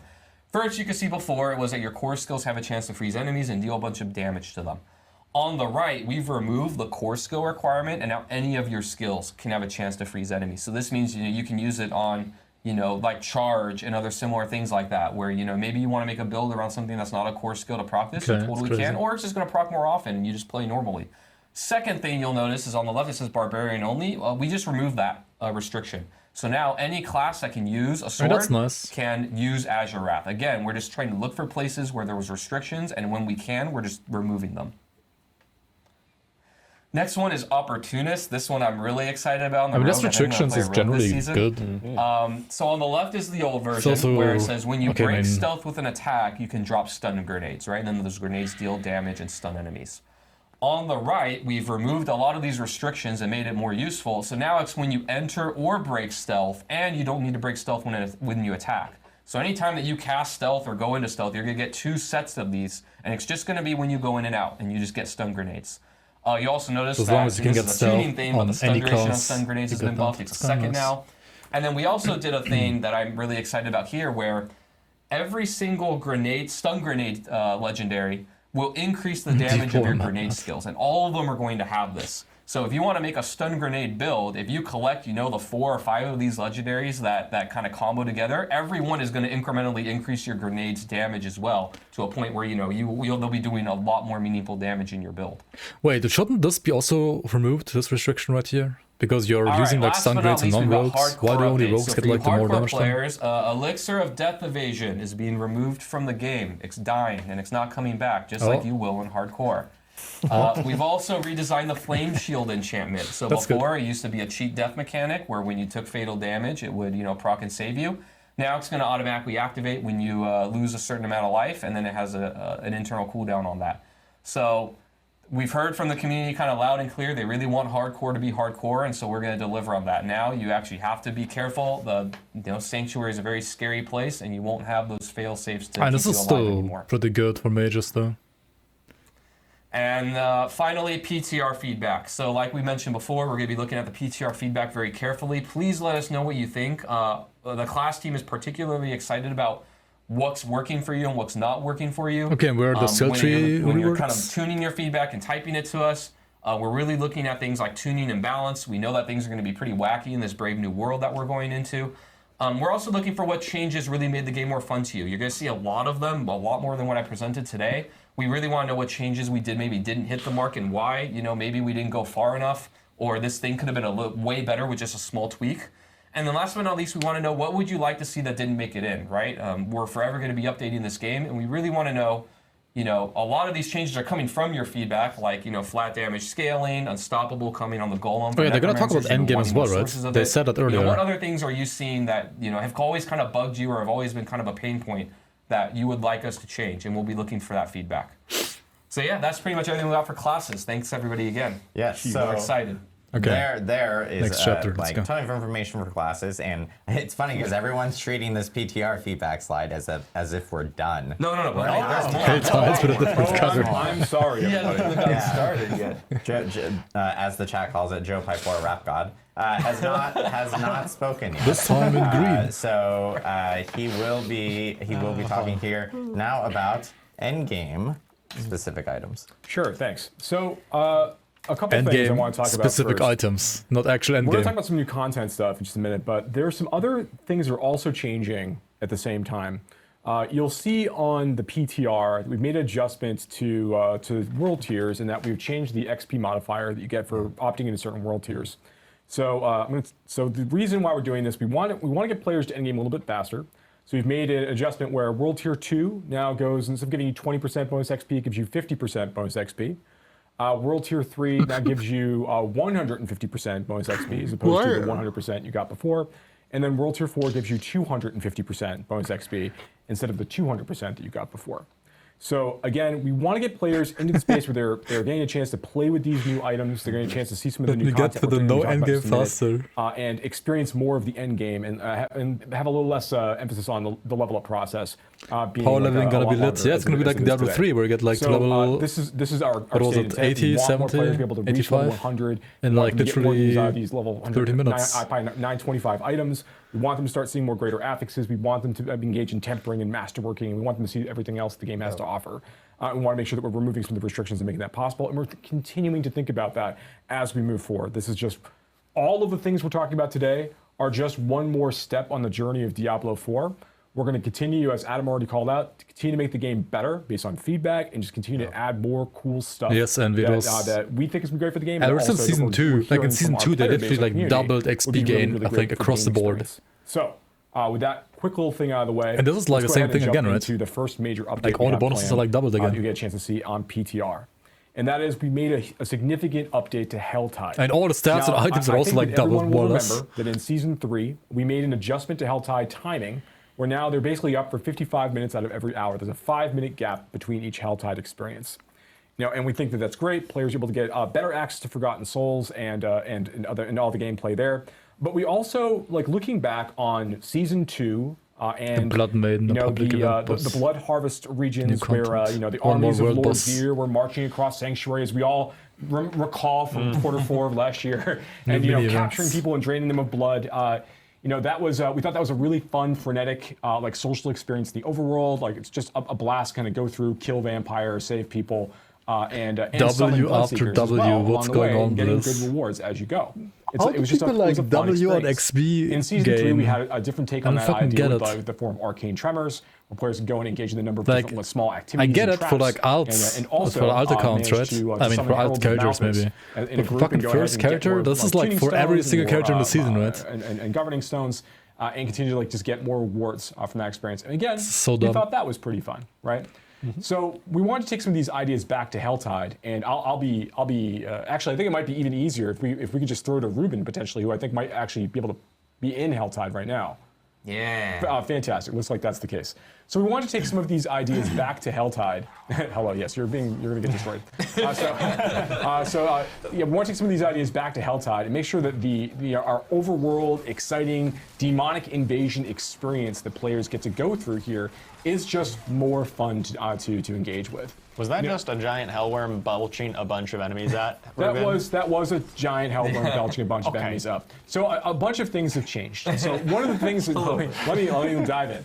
So one of the things that we did is we add this new idea of a threat system. Now you'll see the eagle-eyed among you can look to the left of the minimap. Thank you, Ruben. Can look to the left of the minimap, and you'll see a horizontal bar segmented in 3 pieces next to that kind of like half-completed pentagram there. As the players are killing demons in Helltide areas, they are slowly growing their threat over the course of the experience. Then the boss spawns. And as they do that, they're going to find like more like ambushes. They're going to find more creatures coming and trying to kill them as they kind of like roll through the space. And they're gaining threat by doing anything. If they're opening tortured gifts, if they are killing like regular monsters and elites, they're always earning more threat for the things they do. The armies of hell are paying more attention. So as like the just player saying is clicking going on through the chess process, in they a are going fancy way, to start feeling like more pressure as they go through the experience. Now, once the player has gotten towards the end of this, like they actually have, when the armies of hell have been fully alerted, you'll hear a tone, which I think that I think we might actually hear soon potentially. I guess we'll have to see. But you'll hear a tone alerting you to the fact that the armies of hell are I don't think that's the main problem. Right? They're coming for you at this time. And in that case, you're going to see that there's going to be a new creature type that's going to appear, which we'll be able to get to in just a second. Some of the other big changes that are happening density is not the problem here, alongside this, while we kind of wait for some of this stuff to happen. I think that's totally we have reduced the level requirement, maybe like totally requirement for Helltide. So you'll start to see there's like quite some running between packs. Now, so they're and the pack sizes themselves are fine, I think. Okay, it looks like the forces of hell have been alerted. So now there's going to be like it's going to be almost a little more of a holdout. More invasions and ambushes are going to start to occur at this time. And it's going to have a kind of cap-off event towards the end. We'll talk about as it arrives. But you can see right now that threat is draining while this event is occurring. So you've kind of like reached that maximum threshold. The minions of hell are coming for you. Where's the actual boss? Fighting pretty hard. Where's the Rift Guardian? But it's a great way to get like access to a lot of elites. Where's the Tomb Lord? Once this bar is drained, once again, you can start building it up by going out, doing more things inside the Helltide experience. You're going to get more opportunities for more cinders and more of these ambushes again as time goes on. Are the currencies all auto pick up in this game, or do you have to click on stuff? Oh yeah, should be getting this They're like auto loot, right? Yeah, so yes, and now one of the Hellborn has managed to appear. Hellborn are they're very much a similar creature to some of the Bloodseekers that we've seen in the past. These are adventurers who have fallen to the depravities of hell. They're now serving their infernal masters. They have great drops, like they'll drop like legendary equipment, and they will also drop summoning materials for Lord Zir moving forward. So there's more ways for you to get some of those mats as you go through the experience. And that's actually one of the other things that we did as part of our general updates, is we kind of wanted to go through and do a patch to make it easier to find more of those boss summoning materials, like from doing like different kinds of content.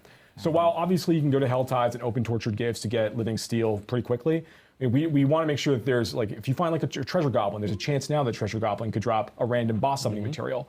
So when you go and open bounty caches or whisper caches at the end of a bunch of whispers runs, like in that situation, you'll also get a chance to get a random boss summoning material. And we find more opportunities through different parts of the experience in like local events. Like when you're going and just finding events, you mentioned the master objective event now, there's a chance for you to get a boss summoning material there. Even elites have a very, very low chance to drop some of these materials. And again, all to make it just a little bit easier to kind of like gain access to these bosses as you're leveling up and playing, even if you're not saying specifically in just Nightmare Dungeons to get Distilled Fear or something else, right?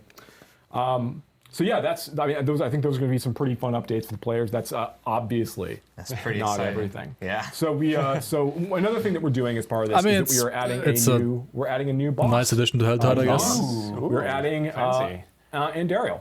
Andariel. So you can now fight Andariel. She is summonable by defeating the Beast in Ice and Lord Zir, and she's got the same drop table as Duriel. So we want to make sure that players have a couple different ways to kind of gain access to these really, really powerful uniques that Duriel drops, but also for that shot at getting those uber uniques without always requiring players to go back to those same places. Same so drop between stuff. opening up the options of how you gain access to materials you can use to go farm uber uniques a little bit earlier, to like now saying, hey, go do Nightmare Dungeons, go do some of this overworld content and Helltide content to gain access to Beast and Ice and Lord Zir, so you can go farm Andariel there. We think that's gonna be like a really, really fun change. And I think like bosses like these should really like cool maybe fight. share like a drop quick pool, little but shot also have like their own summoning uniques. for always. Andariel, as we all know her and love her.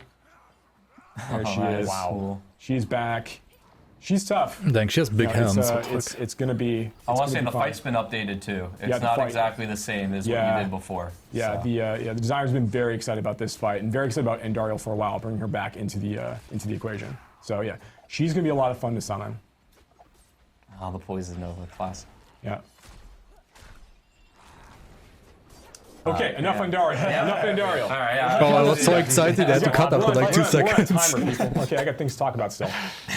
Okay, but that's not even all the things that we're changing with regards to bosses. There's more stuff that we're doing as well.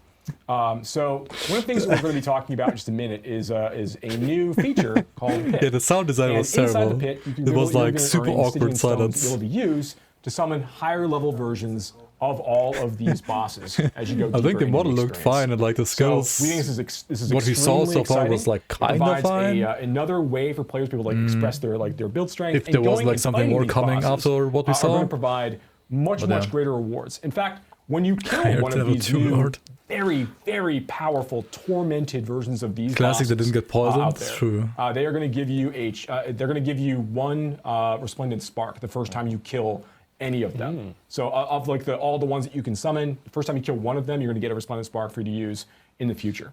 Tormented Tomb Lord. And that is not all that we're doing. Obviously, I mentioned the Pit. So if we could just go ahead and I guess we can talk about it. I can speak to it actually. Yeah.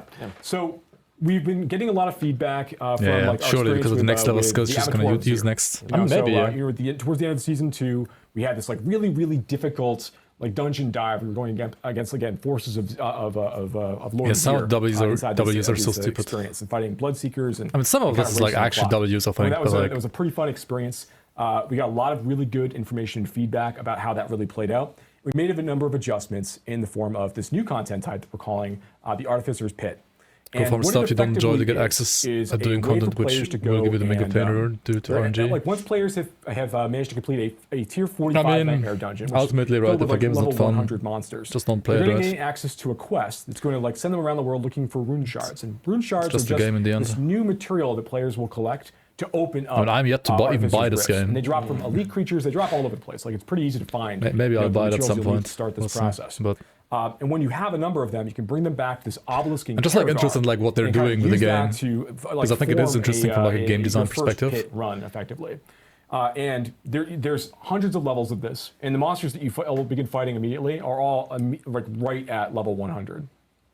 Do we have a video of it? Yeah. Let's see what we got. So we have Ruben like kind of near live, there. Yeah. Perfect. Yeah. We have the live play with that awesome debug text. Yeah, there it is. Yeah. With the awesome debug text. Everybody, it's PTR. Look forward. And we're talking about dev stuff right now. This is what it looks like sometimes. So okay. So we see here that Ruben's coming here. He's already done the rift before. He's going to go ahead and just open up a tier 1 Artificer's Rift. And we'll see how this goes. So he's going to spend 1 rune shard to do this. Oh my god. It's going to open up right here in Karagar. And we're going to go. There's a little bit of a stacking issue there. Yeah, we're going to have that fixed too. Great feedback, everybody. And you're going to dive into your first pit run. Now, each pit experience is a randomized layout filled with random monsters There's no nightmare affixes like what we have in, or like afflictions like we have in Nightmare Dungeons. Yeah, it's literally rifts, right? The players really like just pushing themselves up as against this timer. To be honest, like rifts wasn't bad content. So as you're going through this, you'll see it's very, very similar to a lot of the things that we did in the Abattoir of Zir. We want to make sure that this is a quick, punchy experience as you're playing and you're killing monsters.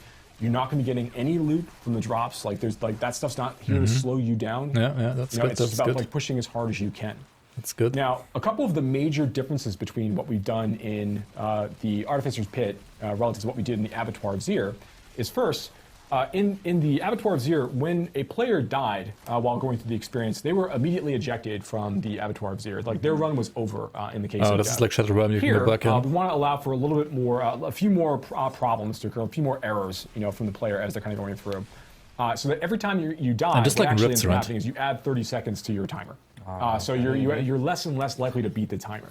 And that's important. If I remember At the correctly, end of like the rips, you timer, just you're like not go back in. ejected from the pit if you don't actually manage to keep time with the timer. You just don't get the mastery objective. It's pits, not rifts. Yeah, and the mastery is tied to masterworking materials that you'll be using to Stay go the through pit the masterworking guardian. process for your items. In fact, the pit, as Charles referenced earlier, is the place you need to go in order to obtain the bulk majority of those masterworking materials.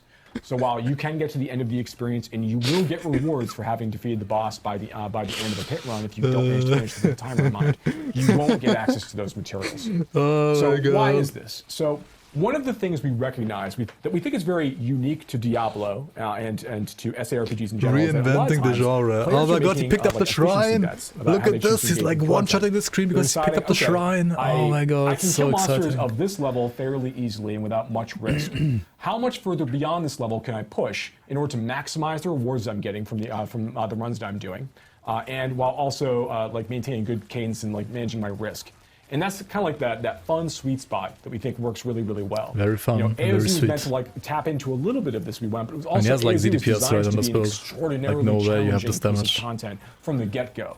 Here, the pit starts in a somewhat more reasonable place. I think we understand that like tier 45 Nightmare Dungeons are not the most challenging content in the entirety of the game. It goes up much higher than that, and the pit does as well.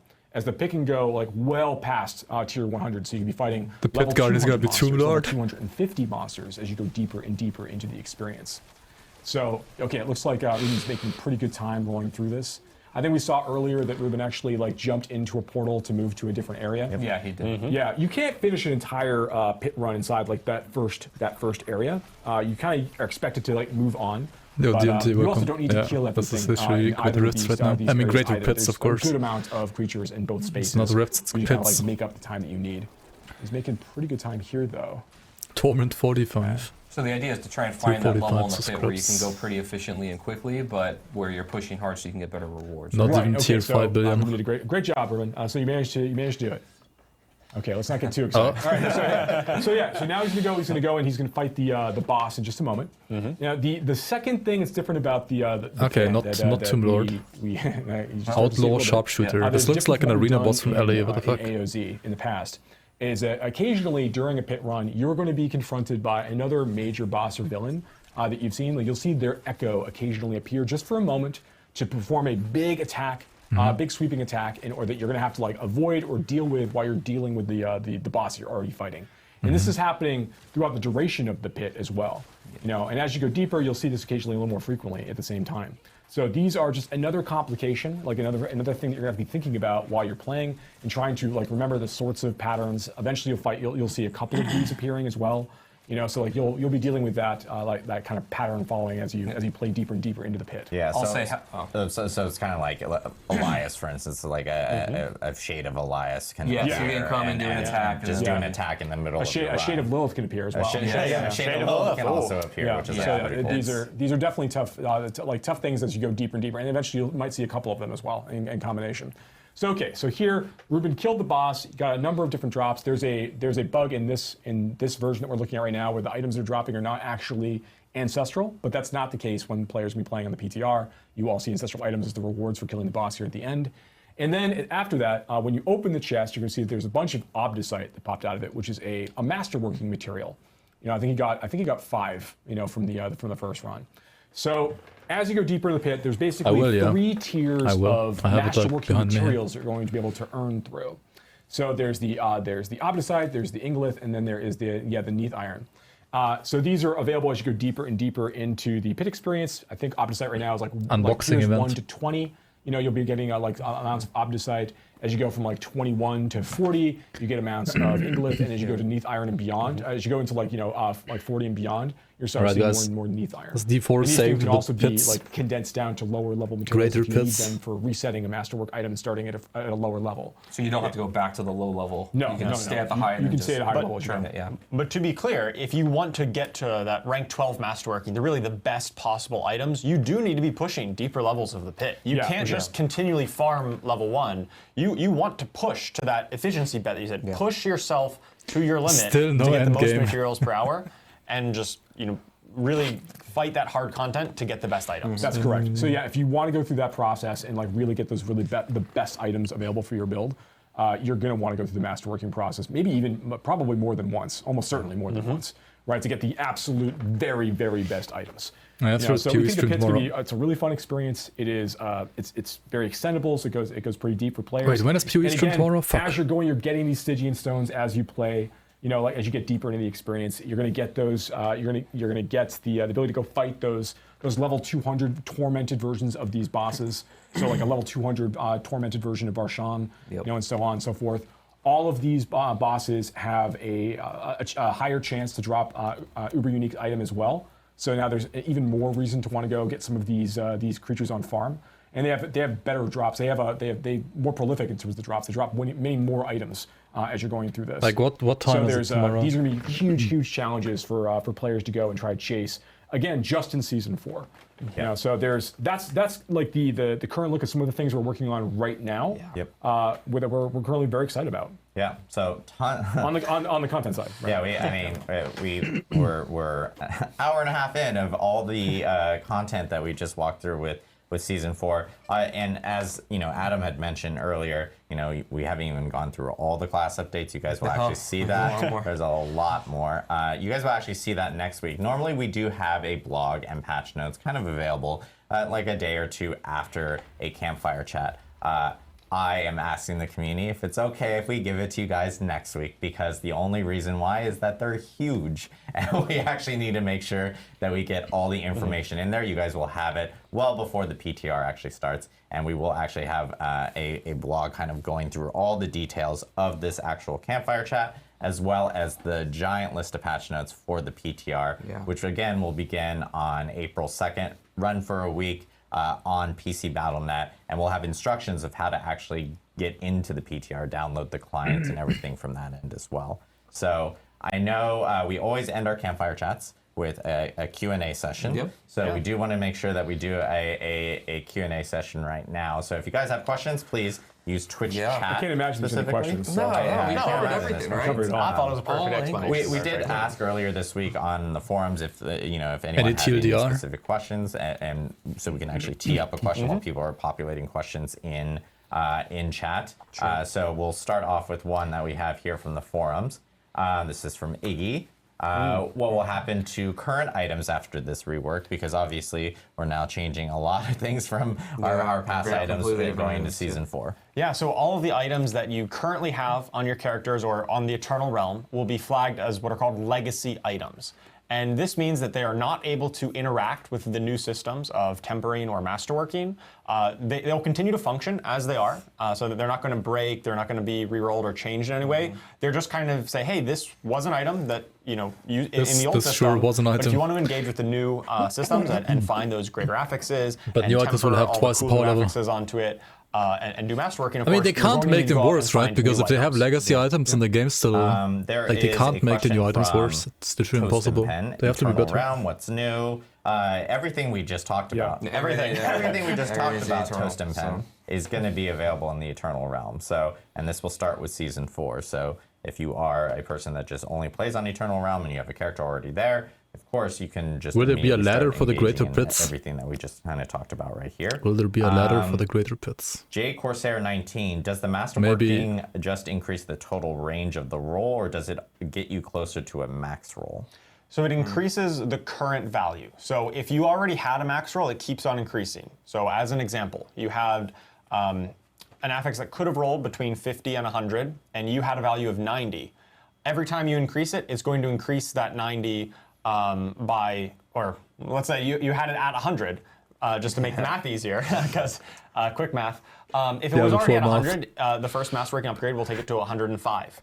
Even though the base roll range was just up to 100, you can continue progressing past that.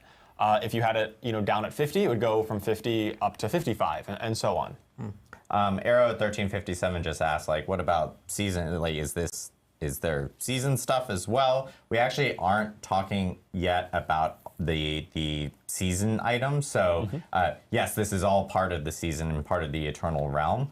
But we do have there are some things that we haven't talked about regarding season 4 that we will be talking about here in the future. The bulk effort for the team has really been spent on trying to ensure that this update is really meaty and all-inclusive. Like when I've talked before about,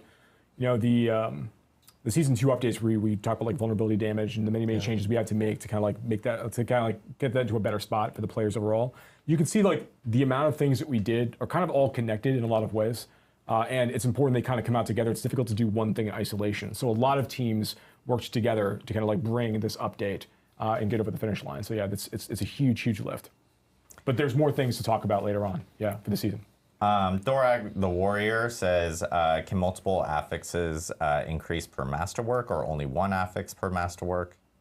Right, so when you're masterworking, most of the ranks will increase all of the affixes on the gear by a small amount. But when you hit those thresholds, the rank 4, rank 8, and rank 12, a single random affix will get a much larger boost. Yeah. And no so, leak for season 4? Because there's three, that happens 3 times on your journey from rank 1 to 12. In theory, all 3 of those could land on the same affix if you get lucky, and then that one affix just goes through the roof. Or it could be spread out to 3 different affixes, for instance. The season mechanics, the Great Rift, right? The nature of masterworking, you're going to get a different result every time the you go through Gauntlet, the that Pit, process. I mean, the Gauntlet's like from 3.5. So I've seen a lot of people actually mention this in chat. And the ambush mechanic and the Riker Hell also Tides. just mentioned this in chat. Sure. And they're asking, is And it like just me or was the camera the more crafting zoomed rework, out I guess, in which the is dev build? mostly lots of crafting in a way. Oh, we didn't even talk about that. Actually, wow. Okay. Go ahead. In season 4, the camera will be more zoomed out. And there will be an option. You can have what we had before, or you can zoom it out a little. So yes. Yeah, there's a gameplay setting. It starts at the current default. Correct. Which is what we have in Diablo 4 today. But we've been hearing the feedback. We did make a move. Joe Shelley helped a lot with this actually. Everybody helped a lot with this. We did make a move to like pull the camera out a little bit further. That's part of like a near far sort of like situation. So it's going to be available for you to see in the PTR. Good eye. Good eye. Huge update, yes. Okay, that's actually huge. That's another really good one to talk about. I mean, it's not like huge, but it is like when it comes to actual gameplay feed, it's huge. About loadouts. Did you guys want to provide any context on that? Yeah, so we've talked about this before. We're very excited about bringing like only an $30 for feature to activating the Diablo option. 4. We've been hearing the feedback since like the Gauntlet went up, which we're very excited about, and we see that there's an opportunity here. We don't have anything to announce today, but it is a thing the team has talked about. Like the UI team is very excited about. It's a thing we definitely want to move on at some point, but nothing to announce. Yep. I lost my track here. Do you have any intention of reviewing? I'm sorry, this is from Vix311 or 3II. Do you have any intention of reviewing class optimization? Examples like give more customization points or put Paragon after a higher level than 50? So there's a number of things that we're talking about for the future. Things we can't talk about today. But you can imagine that like we're going to be having an expansion soon. We probably want to talk about some of that stuff then. Zoom out is also buffed for range builds. To be considering. A lot of people mentioning a loot filter. Which I know, like we had mentioned the actual as buff well, is that though we like wanted to get how through far the your itemization projectiles stuff, reach. Sure, I can talk a little bit about that. You can't just like have it zoomed in for instead a loot of filter in the off-screen stuff, current right? version of Diablo 4 stems from the problems that we initially mentioned with we really do just flood you with items and it's like sifting sand, right? You need to look through all these items. And also seeing more like is a buff the still. one response is, hey, a loot filter could automate all this. We think in this new itemization world where we are simplifying it in a lot of the ways that we already discussed, reduced number of affixes, simpler affixes, the item power once you get to the late game always dropping at the max. will help to alleviate a lot of those concerns, and it will make parsing through the items a lot easier in this new system.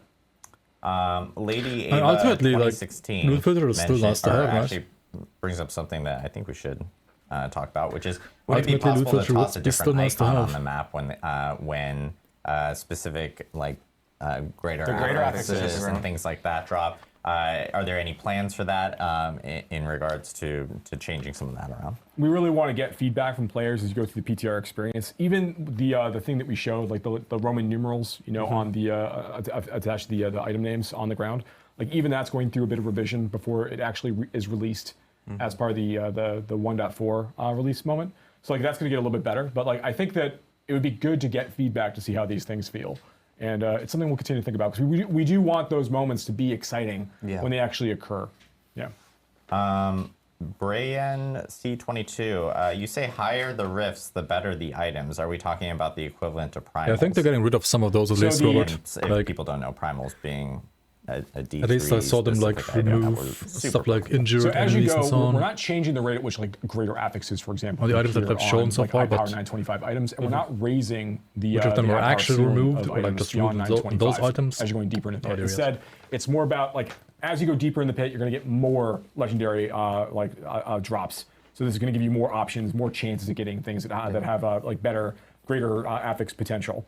So that's really more the way that we're handling that. And then, of course, the master working materials that we're using to power juice up all of your items. Drummer Boy had asked specifically, can you do groups with in the pit? Yes. You can party in the pit, yes. Yes, okay. And then, let me see. We'll be seeing any like clan updates, social updates. This is another big question that a lot of people are asking about from within chat. Are there any plans on that or any progress regarding that? So we have been talking a lot internally on the team about social updates and things we want to talk about soon. But we definitely hear the desire from the players that they're looking for more ways to like kind of get into groups and to form parts with people online as opposed to just like talking in local chat or trade chat or trying to like reach out that way or just going to Discord or just going to external sources. So we do have thoughts on things we want to do to kind of help that process along, but nothing to announce for season 4 at this time. Yeah. Gonna be Pit Lord instead of Tomb Lord. There's some comments about like the store, the shop, and things like that with related to items. There's actually, I know. So people want like Dungeon Finder, right? Like Group Finder. Our team that focuses on like the product team has been taking in a lot of feedback. There's actually going to be some changes here coming really soon that will be offering up new opportunities for people to use some of the platinum that they may have. Is there like a solo set found ladder and D4? Really cool looking, or like option? Sets no, right? It's forced or cosmetics for their like character. And we're also, MMO at least. taking the and retroactively changing that portal pack. Yeah. And I think it was actually locked per class. So if you were like a necromancer, you could only use one of the colors. D4 does not. That is changing here in the future, where you'll be able to use it. There's no discrimination amongst portal right, colors. So that's right. you will be able to choose exactly what you want. And I will there's say there's going to be some more significant changes. I know. Wait, isn't there like gauntlet ladder at least? Has been taking in a lot of feedback. So is there no pit ladder? We'll see more related to that here soon. Let me see if I can get any more questions. Castordiff says, any PvP news, balance, new rewards? Nothing to announce on PvP right now. The focus of this update has been predominantly on the core underpinnings of our there should be like a pit ladder as well. Trying to make sure that it feels like there's a really exciting gear chase for players to pursue once they get to a certain level of power. That we have done a lot, like what Charles talked about, like condensing down a lot of our affixes to make items more engaging in general. PvE players always say like going through all of our ladder, classes, you almost mean XP ladder, build right? opportunities. So it's kind of like trying, like what we're really trying to do here is I guess like D2 also had like a lot of the really big major feedback we've been hearing, honestly, since launch, and trying to like get a good big sizable update for players to go and engage with there. But we didn't spend time in features like what else? PvP. What do you mean what else? Like content? Because that would distract us from what we're really trying to focus on at the time instead. These things are going to fundamentally change everything, though. Like PvP as well. How you make your character, the builds you make, how you do everything fundamentally is going to change from this. Right. So this was the big thing we're trying to do. All of our eyes were focused on that. You could do ladders for Nightmare Dungeons. I know Uber Uniques cannot be tempered, Gauntlet, but can they for roll pits. greater affixes, and can they be master crafted? Yes. on both accounts. Uniques can roll greater affixes, just the same as Ancestral Legendaries. It doesn't need to be Ancestral, so it's World Tier 4, same as before. Same concept with Uber Uniques. Yeah, they're and like even through XP the is going to be like giga fast, system, like even faster now, right? Small chance that when you could craft still it, have XP ladder on top, it comes I with think. the Uber Unique comes with a greater Like, I think affix, like even XP when you ladder is craft it, fine just to as have like if on top it would of drop. like all the other ladders. All right, I'm going to do one last question. This is from GGI. But it did like basically like 101. double all the Will the XP aspect bonuses changes again, also didn't apply they? to alternate characters? Do I need to level up my aspects on alternate characters, for example? Aspects are partition bound. So and what I mean by that is if you're playing a seasonal character and you want to play an alt on the seasonal realm, like that alt will also benefit from all the unlocks you've got within your Codex of Power. I do believe your first character. There is a separation between hardcore and not hardcore characters. That's correct. As yes, well. that's correct. Hardcore characters are kind of their own thing, even on the seasonal realm. Yeah. Awesome. So a lot of info delivered in this this campfire chat. Yeah. Probably the most info we've ever delivered. I mean, ideally, in any like getting to campfire max chat, level or shouldn't even take like half a day, live or it stream, should like but take a It's week. important stuff because obviously with yeah. season 4, we have a PTR coming up for those that may have missed it. It will Or at be the very on least, April like 1 2nd weekend, through or like April 2 or 3 days at 9th, least. and it'll be on PC Battle.net only. So players who want to help test things out, provide feedback, please do so. We'll be checking all our, our social channels, Reddit, the forums. The forums will actually have a new separate PTR forum available there. This also does mean Season 3 is going to be extended because we want to make sure we grab all the feedback from this PTR and all the feedback from the community, and we have enough time to actually implement that for Season 4. I mean, party play is always like... Season 3 is going to be extended to May 14th. Can't you like do anything about that, right? 4, As long as you have like party play in the game, so so it's going to be like crazy. and we'll be coming out with more That's information fine. on what Season 4 is specifically. And all the details that we actually talked about here today will be in a very extensive blog. I don't know, how fast is it to like level up to 100 in solo and D4? All the like small things like the class changes that Adam actually wasn't able to get through. Small changes, small. Will be in those patch notes as well. And when we still skill actually tree do overhaul have coming? Another update that will be coming out next week for Diablo 4. And this one has actually been long awaited because this one does include some big quality features on the graphics side D3. for Power leveling D3 is what I enjoyed for 1 week, and then this also was simultaneously the thing that like made me quit the game, and then I never played it again. Hitting next week on that March was like 26th. around... So I played Diablo 3 like around Reaper Reaper Souls release. If you've got a rig for it, you can totally like season 1, I think was the last time I played Diablo 3. Tracing with D4. And one of the reasons why I quit the game was A, build diversity, will also be able to take advantage of it in our B, blog power next week. leveling. So lots of stuff coming down. And yeah, lots like to talk about. Again, next week we'll have all the hundreds information of characters on to like blog max level in and, 1 second basically. patch notes. As long as you had like but rift keys. Thanks again, everyone. Thanks again, Yeah. Joe Shelley, who's also still in the room over here. Thanks, He's Joe. yeah, huge shout out to the community. Thank you guys again for all the wonderful feedback that you guys have been providing. And we're really excited for you guys to jump into PTR, jump into all the Season 4 itemization, class changes, and of course our new endgame changes as well. So we will catch you soon. And yeah, next week we'll see you with the blog and the patch notes. Thanks, guys. Thanks everybody. All right, ultimately, I mean, itemization changes, I think overall big W, right? Because the removal of some of the weird as fuck affixes is gonna be nice. The buff that's simultaneously happening, I don't know about that. The honing, I mean, what's it called? Like the tempering, right? It's pretty interesting, pretty cool. The new aspect system, or like the way you store aspects now is, I think, really, really well done. It's pretty good. The master crafting, aka honing, I mean, it seems very Lost Ark style rather. But ultimately, I guess it's an okay system. I don't mind it all that much. And then what else was there? Like the Lost Epoch crafting system, right? Where you get that's the tempering, right? Yeah, the tempering. So you can like craft 2 additional affixes on top, and you can re-roll them, right? Up to 5 times or something like that. I think that's ultimately like actually pretty nice. Like you get the blueprints, right? You find the blueprints and you have that forever. That's pretty nice. Where is it again? Like somewhere in here. Holy shit, they were like yapping so much. Yeah, the new, this is really nice. with the new aspects.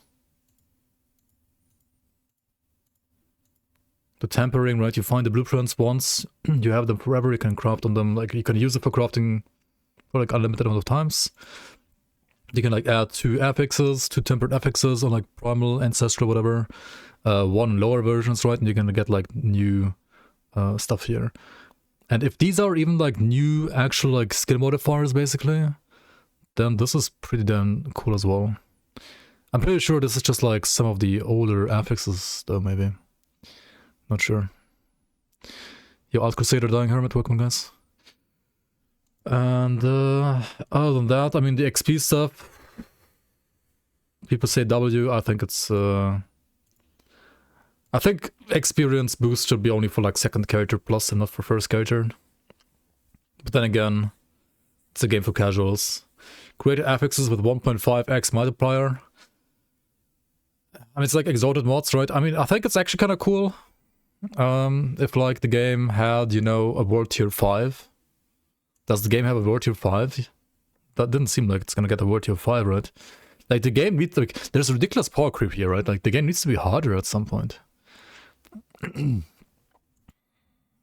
like Hell Tides in world tier 4, why would you do them, right? I mean, I guess you do them because you get like mats there or stuff, but this is ridiculously easy then.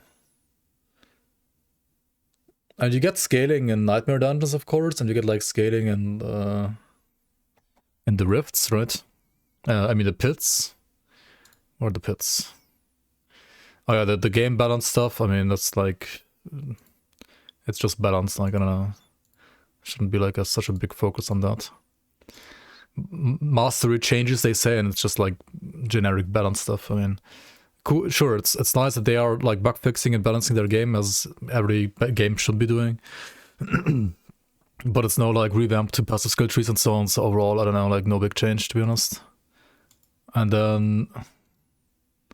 What was this? Yeah, here like the rifts, right? Slay the Rift Guardian. Pit Guardian, I'm sorry. I mean, it's literally greater rifts, so like rifts from Diablo 3 in general. Which is not like bad endgame. It is fine. It is fine endgame. And I think it's probably more fun than Nightmare Dungeons. But it's not like a really like crazy innovative system, right? It's just Diablo 3 2.0.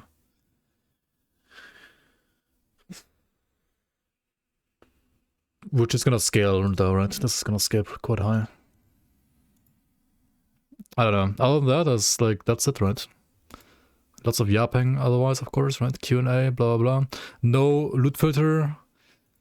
Loot filter might be less of a problem because of like new affixes, but I mean, ultimately a loot filter will always be better than like having no loot filter. Doesn't matter what kind of like affixes you have in your game. And stash tabs are still limited. You will need to store less items, right? Because you have the aspects in the aspect window now, wherever it was again, like this thing right here, right? You store aspects forever now. And you always get the highest roll, so you don't have to like clutter your inventory with like tons of aspect items. More loot dropping in higher pits might be problematic, since all stuff is always max power. I mean, it's like you do harder and harder content and you get better and better gear. Isn't that like how it should be in like any RPG?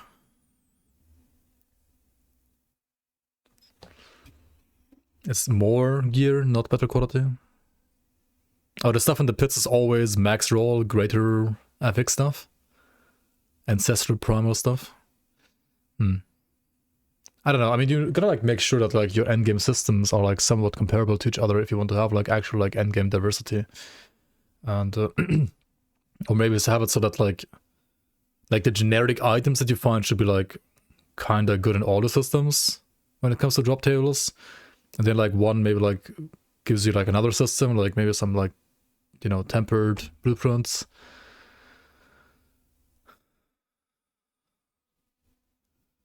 You will do the same as in the other seasons, level to 80 and then go back to Grim Dawn.